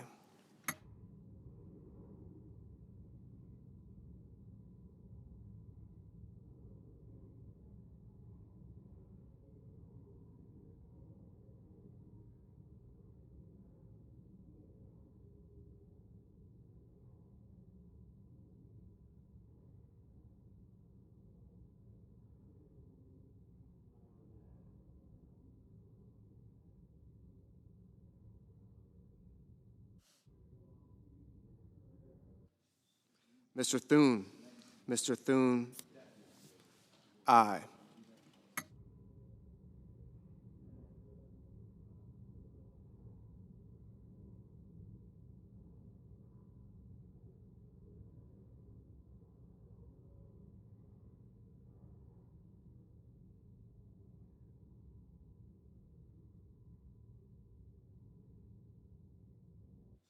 Mr. Bozeman.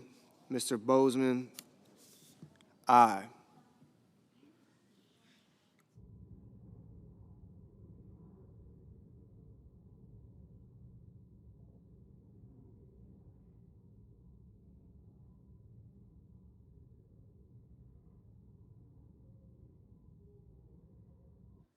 Mr. Johnson.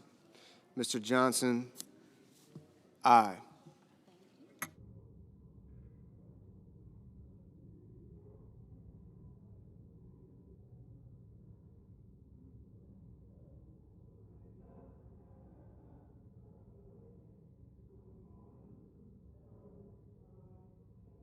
Mr. Brown. Mr. Brown, aye.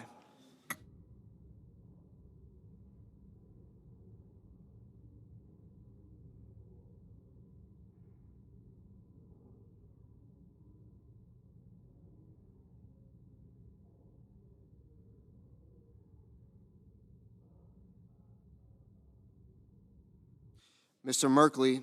Mr. Merkley, no.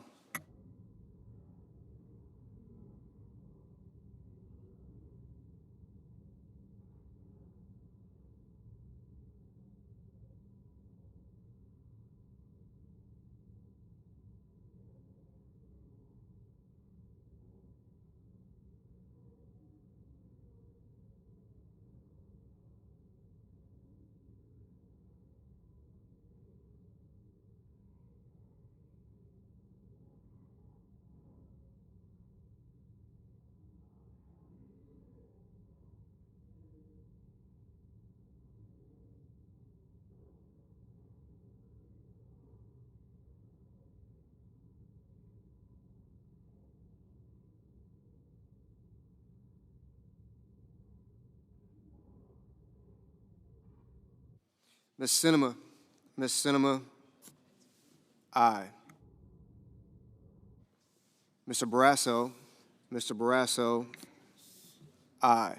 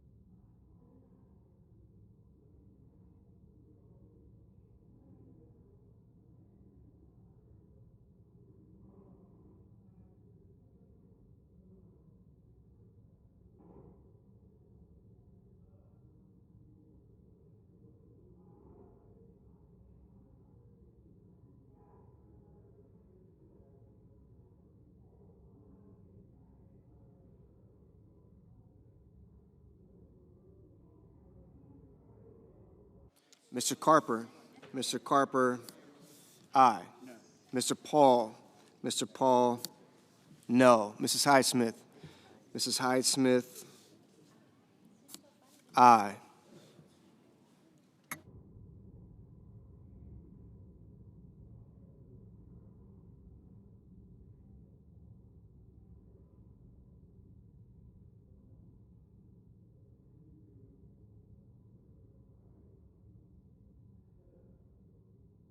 Mr. Whitehouse. Mr. Whitehouse, aye.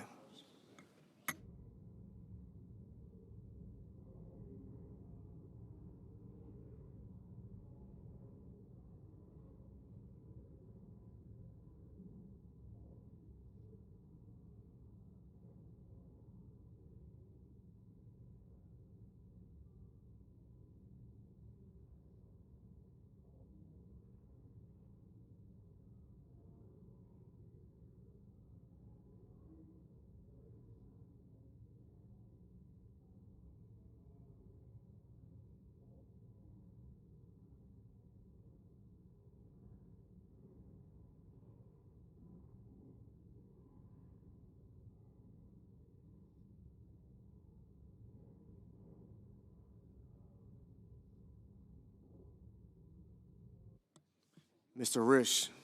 Mr. Risch, aye. Mr. Markey. Mr. Markey, aye.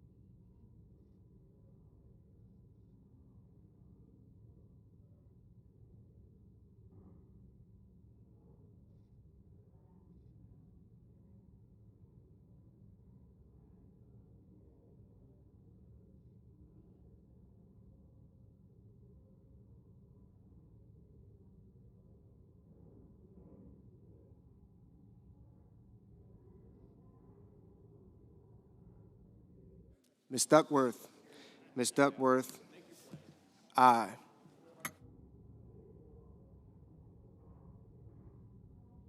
Mrs. Gillibrand.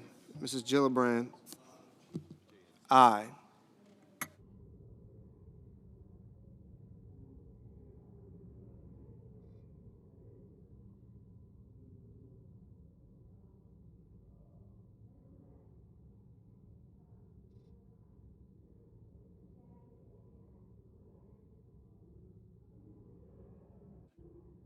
Mr. Schmidt. Mr. Schmidt, aye.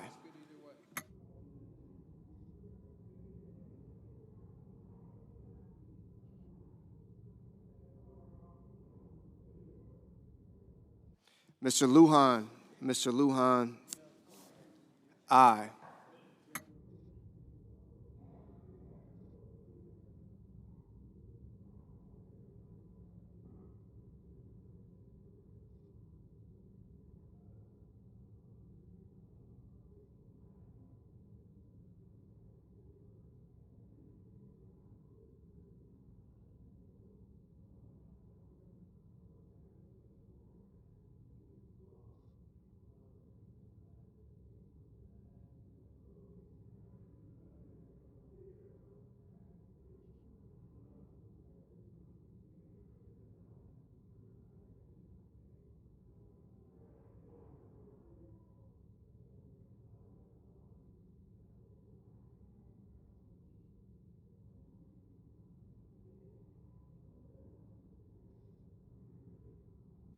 Mr. Langford. Mr. Langford, aye.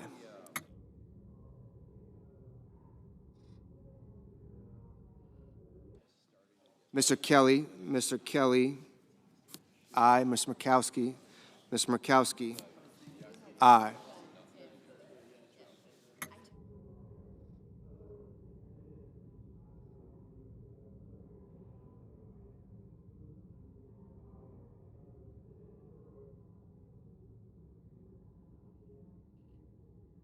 Mr. Scott?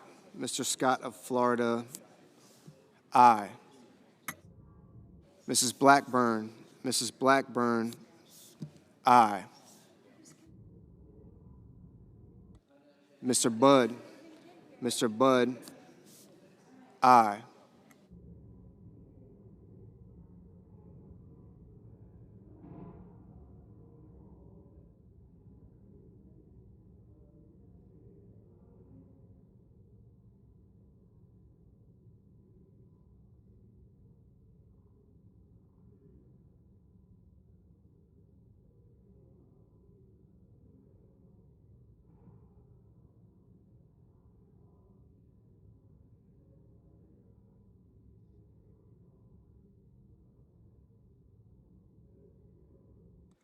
Mr. Markey? Mr. Markey? No.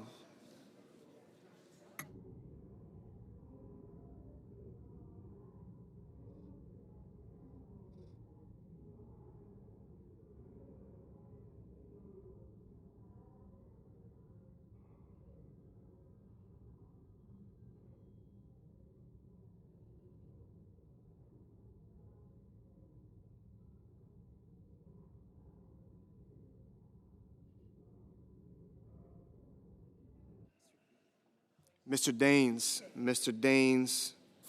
Aye. Ms. Collins? Ms. Collins? Aye. Mr. Cotton? Mr. Cotton? Aye.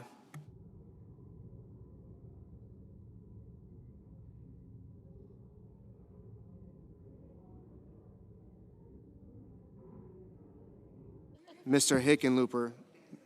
Mr. Hickenlooper? Aye.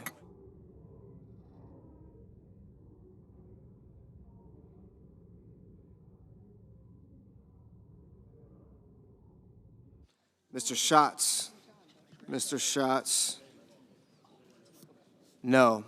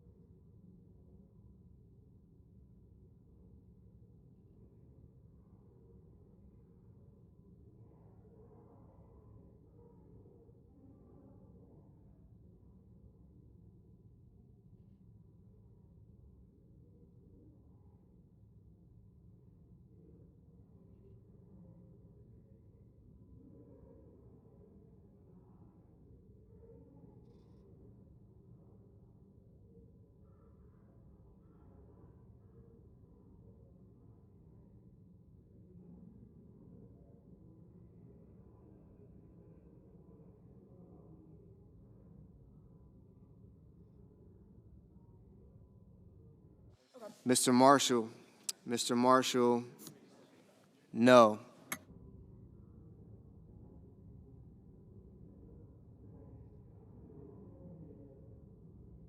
Mr. Marshall? Mr. Marshall? Aye.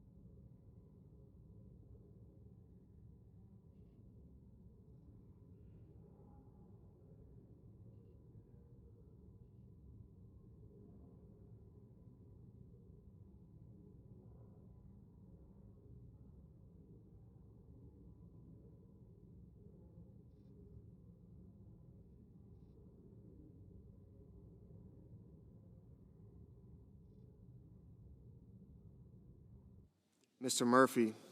Mr. Murphy, aye.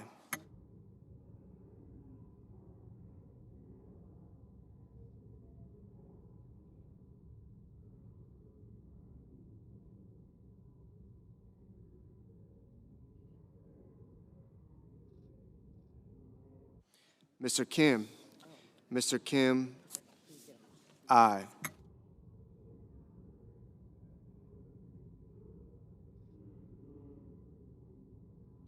Mrs. Murray. Mrs. Murray, aye.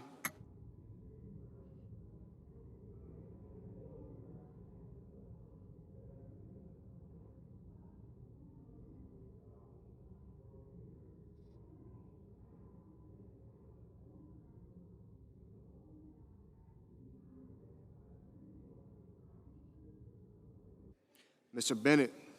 Mr. Bennett, aye.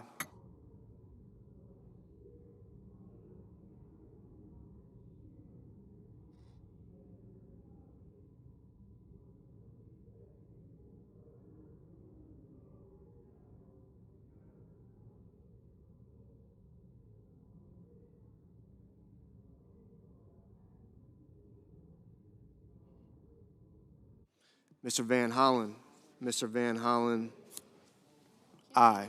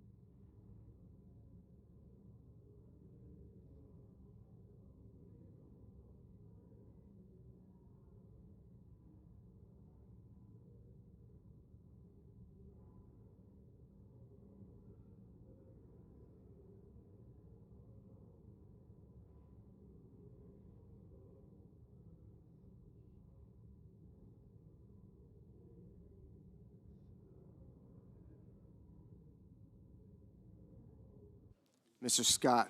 Mr. Scott of South Carolina, aye. Mr. Kramer. Mr. Kramer, aye. Ms. Hassan. Ms. Hassan, aye.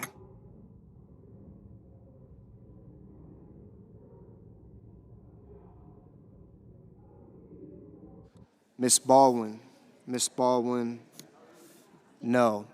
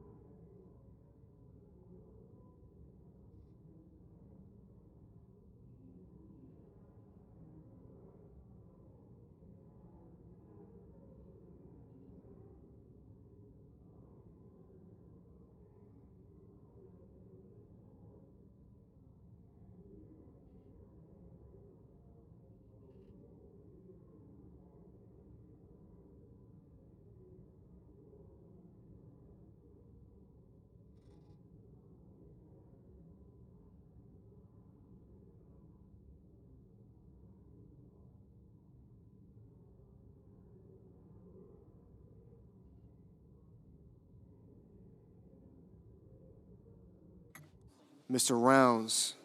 Mr. Rounds, aye. Mr. Padilla. Mr. Padilla, aye.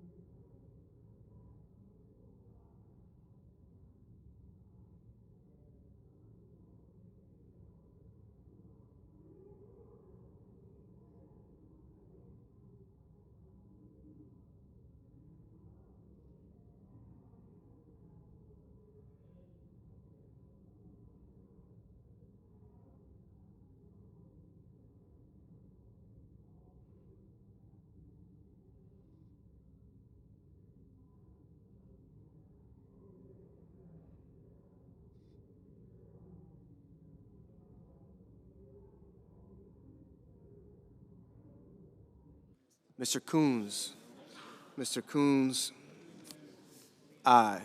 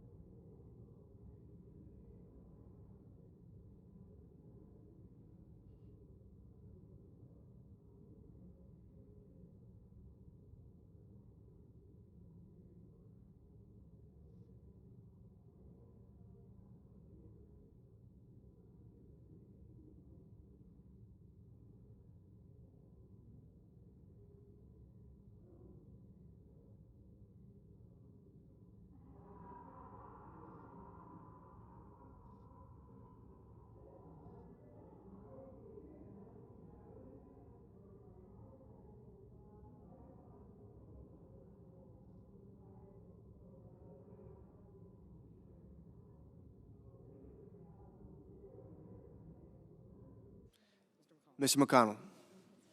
Mr. McConnell, aye. Mr. Peters. Mr. Peters, aye.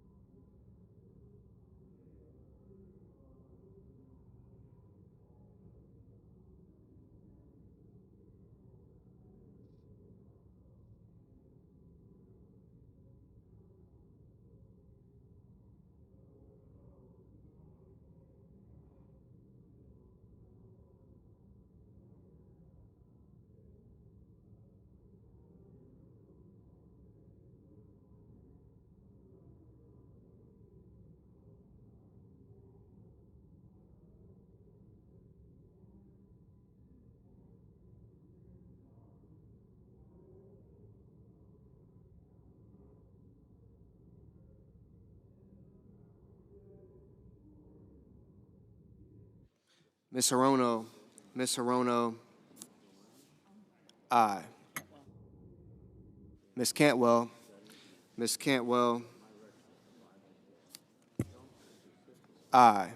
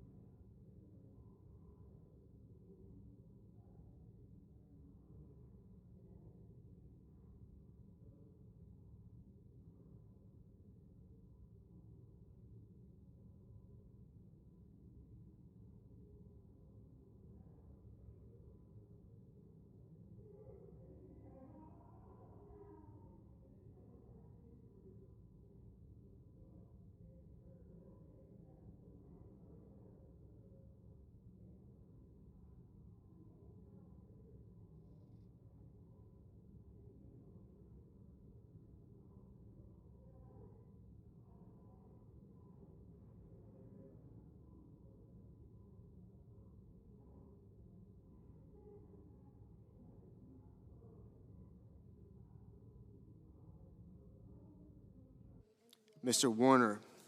Mr. Warner. Aye. Ms. Lummis. Ms. Lummis. Aye.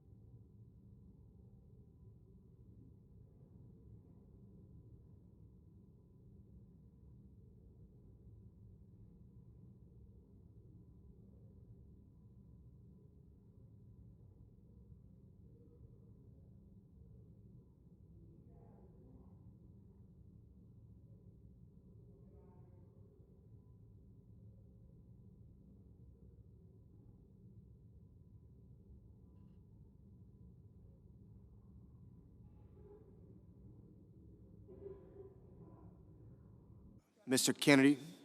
Mr. Kennedy. Aye.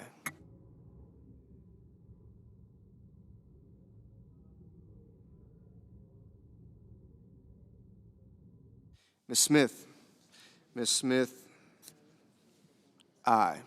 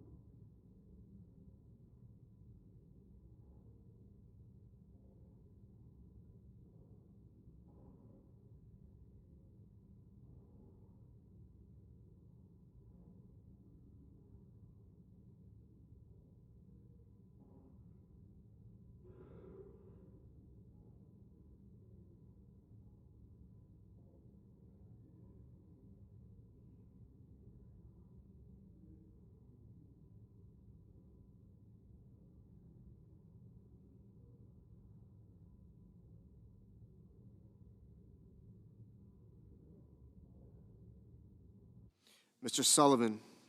Mr. Sullivan. Aye.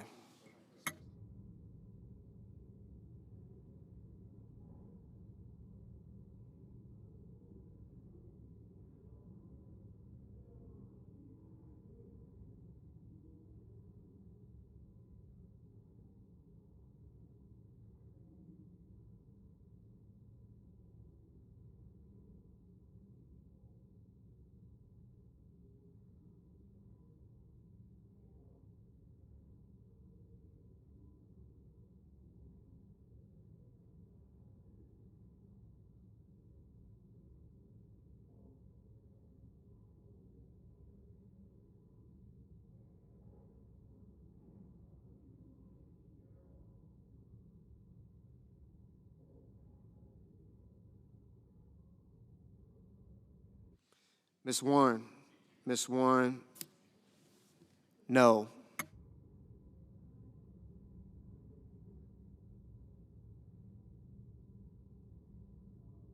Mr. Durbin, aye.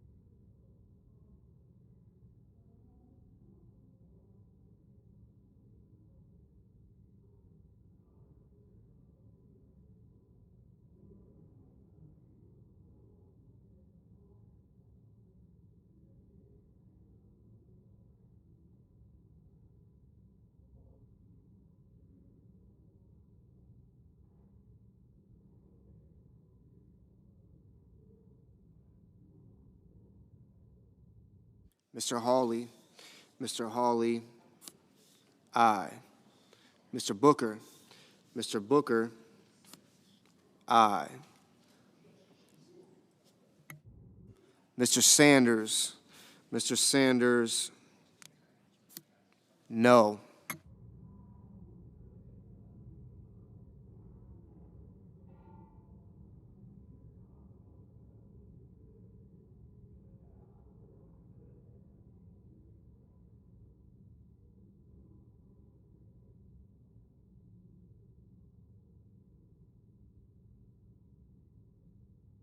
Mr. King,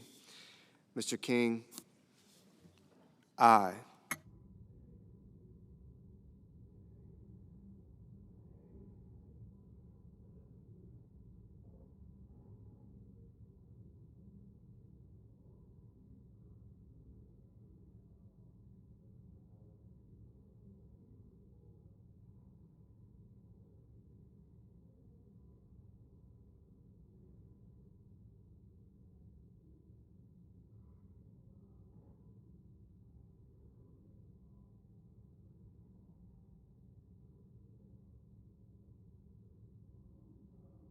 Mr. Schiff, no.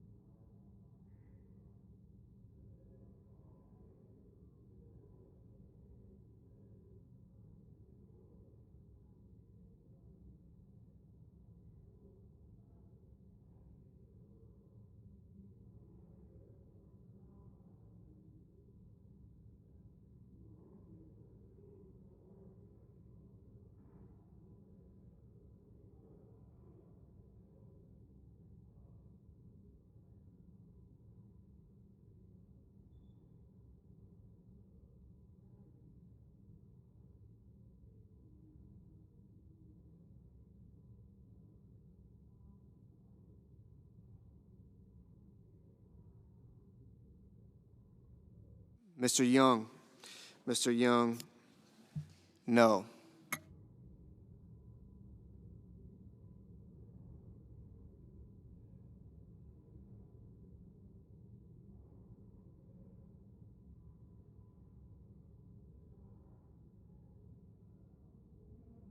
Mr. Mullen, no.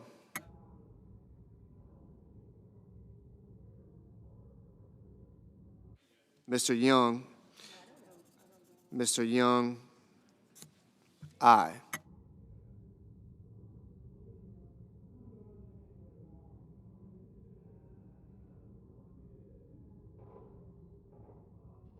Mr. Mullen. Mr. Mullen, aye.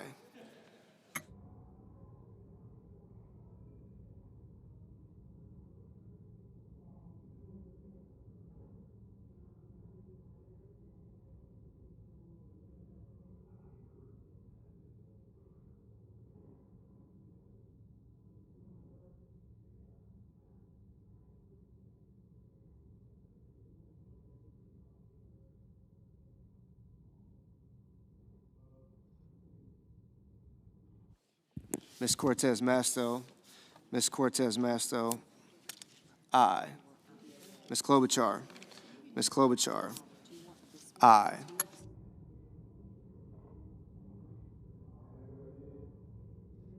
Mr. Schumer. Mr. Schumer, aye.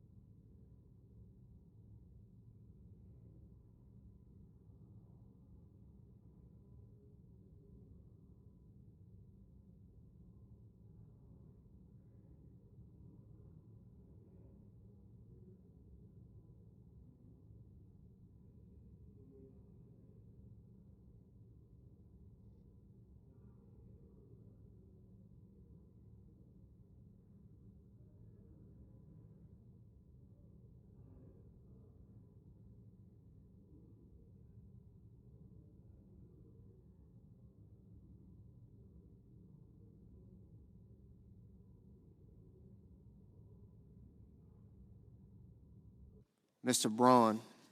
Mr. Braun, aye.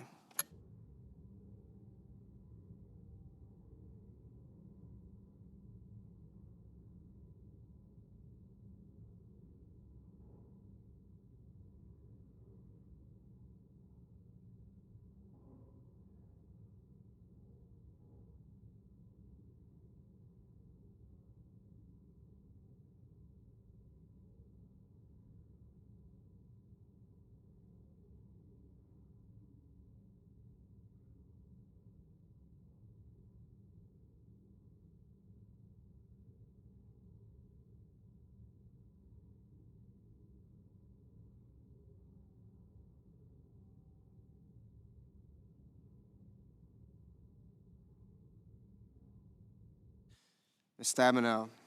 Ms. Stabenow, no.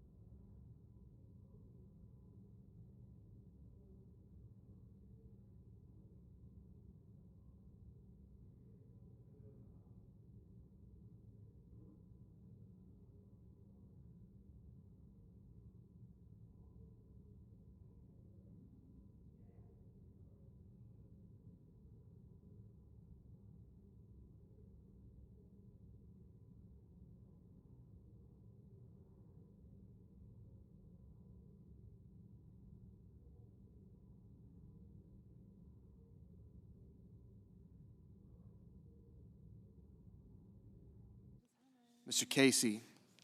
Mr. Casey, aye.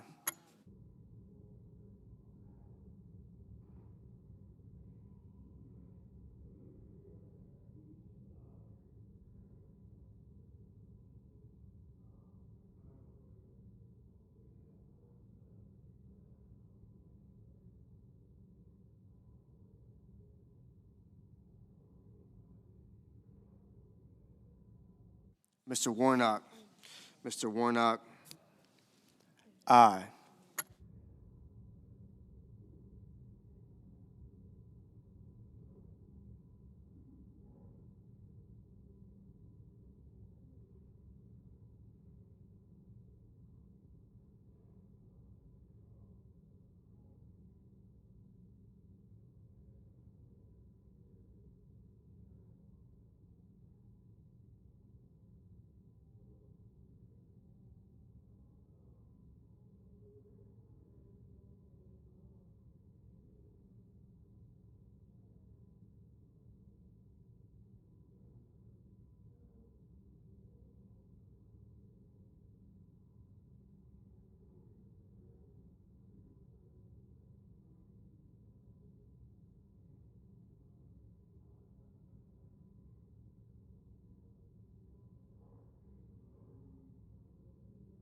Mr. Ossoff.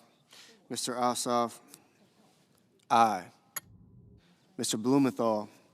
Mr. Blumenthal, aye.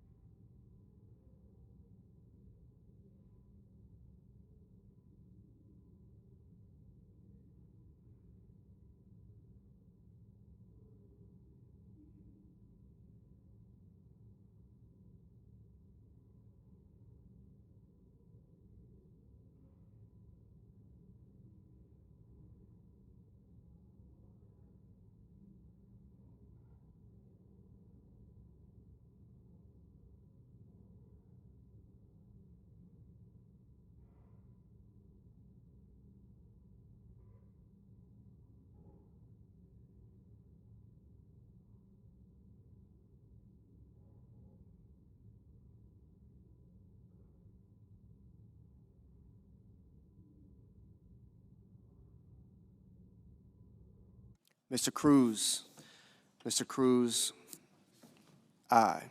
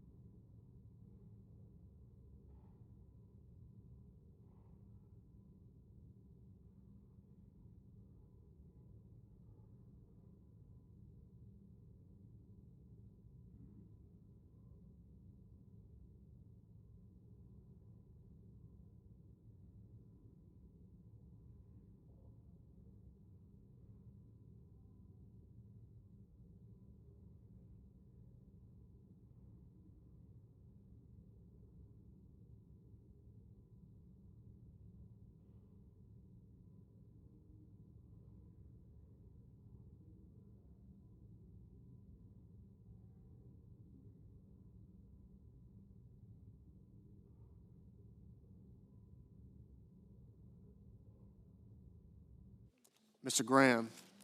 Mr. Graham, aye.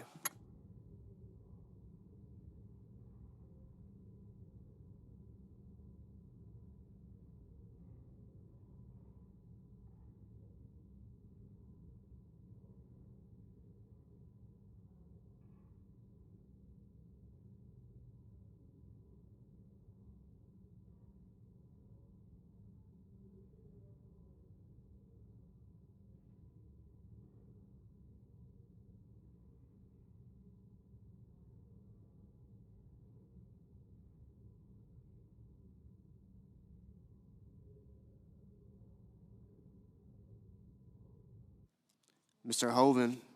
Mr. Hoven, aye.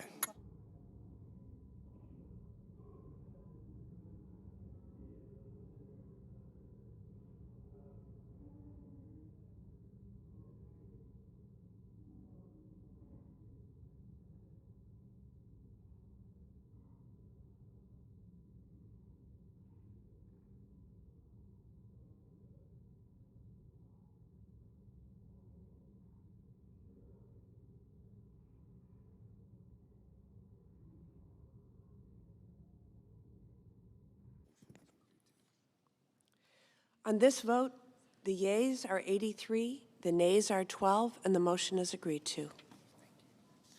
Cloture having been invoked, the motion to refer and the amendments pending thereto fall.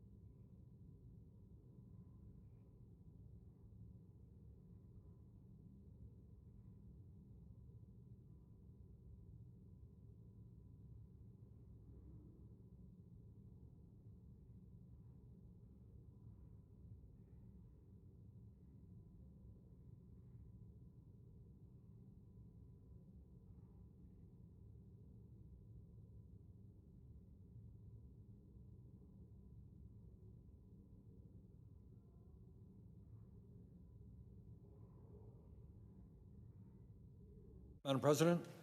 The senior senator from Vermont. Madam President, the time is long overdue for Congress to get its priorities right. And we can begin moving in that direction by rejecting and voting no on a $900 billion defense bill, which is full of waste and fraud and cost overruns. I find it amusing that any time we come to the floor and members point out that we have a housing crisis, that we have some 600 million Americans who are homeless, that we have millions and millions of people in this country spending 40, 50, 60% of their limited incomes on housing, and that we need to invest in low-income and affordable housing, what I hear is we don't have the money. We don't have the money to build affordable housing. When we have 85 million Americans who are uninsured or underinsured, 60,000 die each year because they don't get to a doctor on time, well, we don't have the money to invest in primary health care.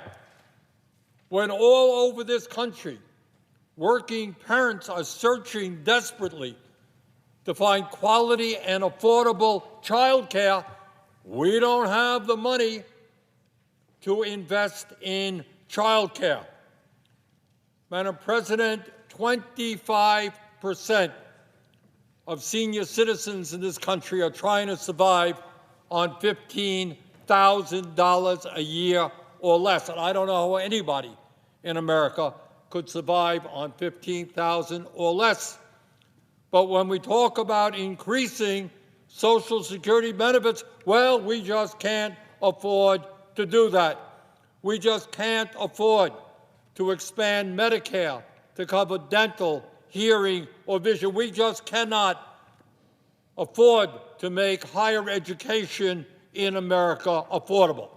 That's what I hear every single day. When there is an effort to improve life for the working class of this country, I hear no, no, no, we can't afford it. But when it comes to the military-industrial complex and their needs, what we hear is yes, yes, yes, with almost no debate. Madam President, there is nobody who has studied the Pentagon who does not believe there is massive waste and fraud and cost overruns in that industry. Defense contractors routinely overcharge the Pentagon by 40%. And just in October, a few months ago, RTX, formerly Raytheon, was fined $950 million for inflating bills to the Department of Defense. They lied about labor costs and about material costs. And they were busy paying bribes to secure foreign business. But it's not just Raytheon. In June, Lockheed Martin was fined $70 million for overcharging the Navy for aircraft parts, the latest in a long line of similar abuses. Fraud is rampant within the military-industrial complex.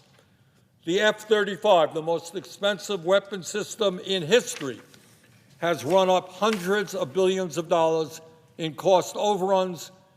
GAO now estimates it will cost more than $2 trillion to develop, maintain, and operate that fighter jet through its lifetime. The simple point that I am making is that when it comes to the needs of the military-industrial contracts and their lobbyists, and that industry which makes millions in campaign contributions, we give them what they want, despite the overwhelming evidence of waste and fraud and the fact that they have not been able to go through an independent audit for the last 7 years. They can't account literally for trillions of dollars in property and stuff that they own. They have no idea where the money is going. But we give them more and more money. So, Madam President, my request is simple. I think this week we're going to be voting on a $900 billion defense budget. I think it's time to tell the military-industrial complex they cannot get everything they want. It's time to pay attention to the needs of working families. And with that, Madam President, I yield the floor.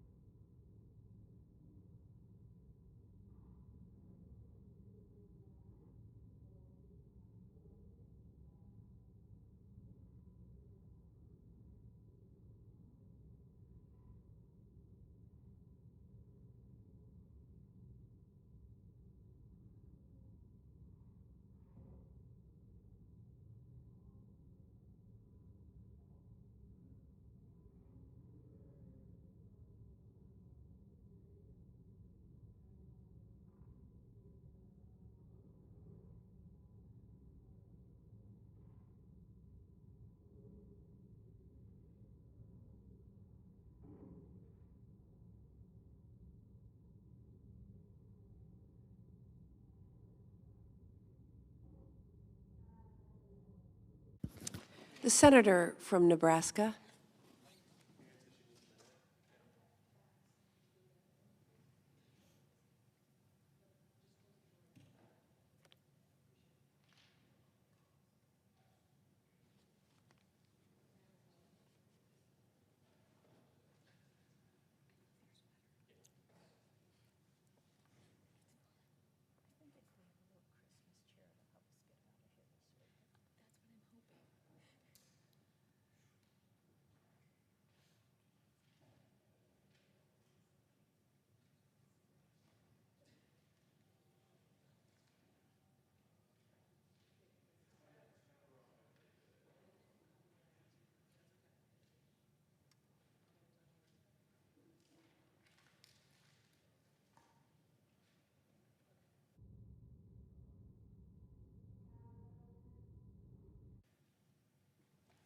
The senior senator from Nebraska.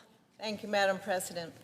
I ask unanimous consent that the Senate proceed to the immediate en bloc consideration of the following bills, which were received from the House: H.R. 8413 and H.R. 8219. The clerk will report.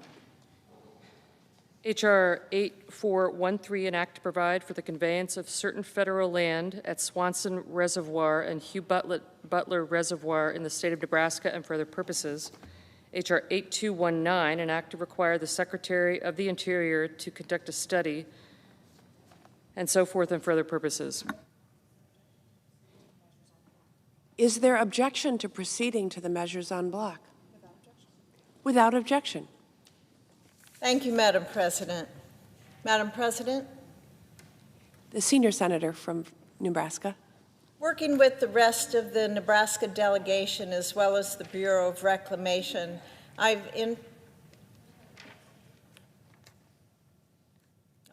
Madam President, The senior senator from Nebraska. I was ahead of myself, Madam President. I ask unanimous consent that the bills be considered read a third time and passed en bloc, and that the motions to reconsider be considered made and laid upon the table. Without objection.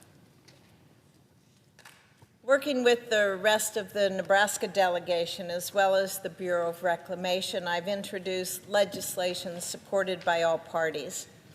It transfers ownership of the land from the federal government to local officials, benefiting everyone involved. The residents and their local government officials support this bill. Energy and Natural Resources Committee support it, passing it earlier this year by a voice vote. The Bureau of Reclamation, whom we worked with through this process, also supports my bill. Chairman Manchin himself has even withdrawn his original concern about this bill's impact on a larger land package.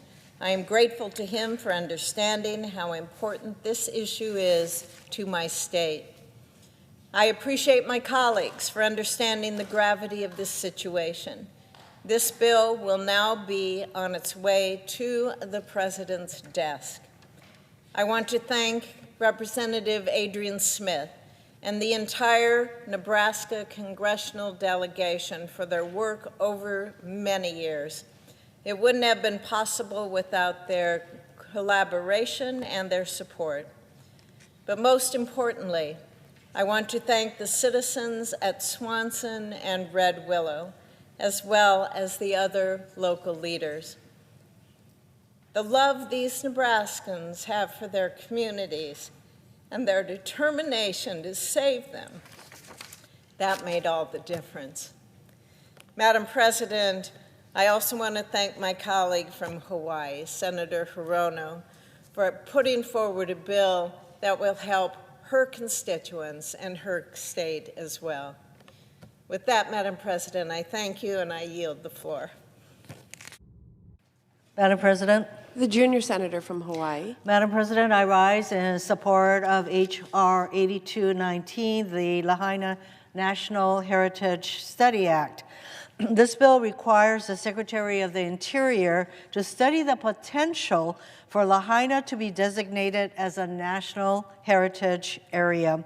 The August 2023 wildfires brought to the forefront how special Lahaina is to Maui, to Hawaii, to our country, and indeed the world. So many people responded with their support of the recovery of the people who were impacted by this horrific wildfire. A National Heritage Area designation could bring important federal resources to help to promote and manage the historic, national, and cultural resources that are unique to Lahaina. And I want to thank Senator Fisher for her partnership. And I ask my colleagues to join me in passing this bill along with her bill today so that the President can sign into law and the National Park Service can begin working with the partners, all of our partners in this effort. And just to listen to my colleague from Nebraska talk about all of the people that she worked with to get her bill onto this agenda tonight really shows the importance of this bill to her constituents. And of course, to the people of Lahaina, to designate to provide this designation is a start in reinforcing how important Lahaina is historically. It was the capital of the Kingdom of Hawaii in the past. So, Madam President, I recognize that a number of my colleagues also have public lands bills that they hoped would be included in an end-of-the-year package. It now appears that such a package is not going to happen. And while that is unfortunate, we should not let that doom these two bills, both of which passed the House with broad bipartisan support and have no substantive opposition in the Senate. Rather than seeing all similarly situated bills fail, I hope we can pass these two bills tonight. Madam President, I yield back to the senator from Nebraska. Thank you, Madam President. Again, thank you to my colleague from Hawaii. Thank you for my colleagues here in the Senate for passing this unanimous consent tonight. I look forward to our two bills being signed by the President of the United States and having them in law in a few days. Thank you, Madam President.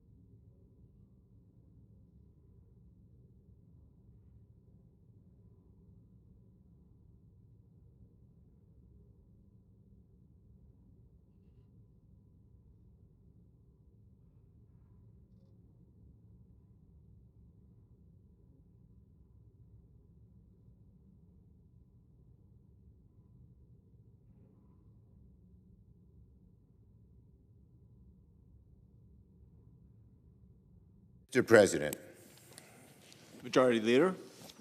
on September 18, 2024, the Committee on Homeland Security and Government Affairs ordered H.R. 5887 to be reported without amendment favorably.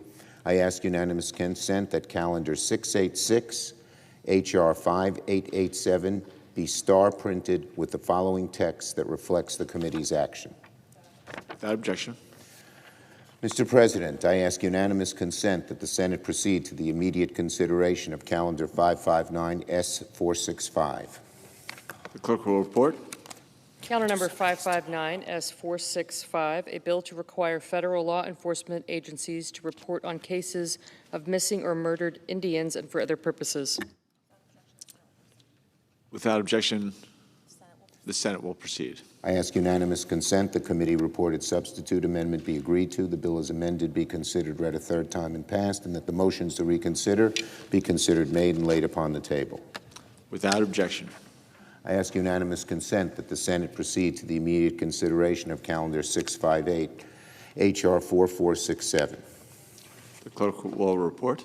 Calendar number 658, H.R. 4467, an act to direct the Undersecretary for Management of the Department of Homeland Security to assess contracts for covered services performed by contract personnel and so forth and for other purposes.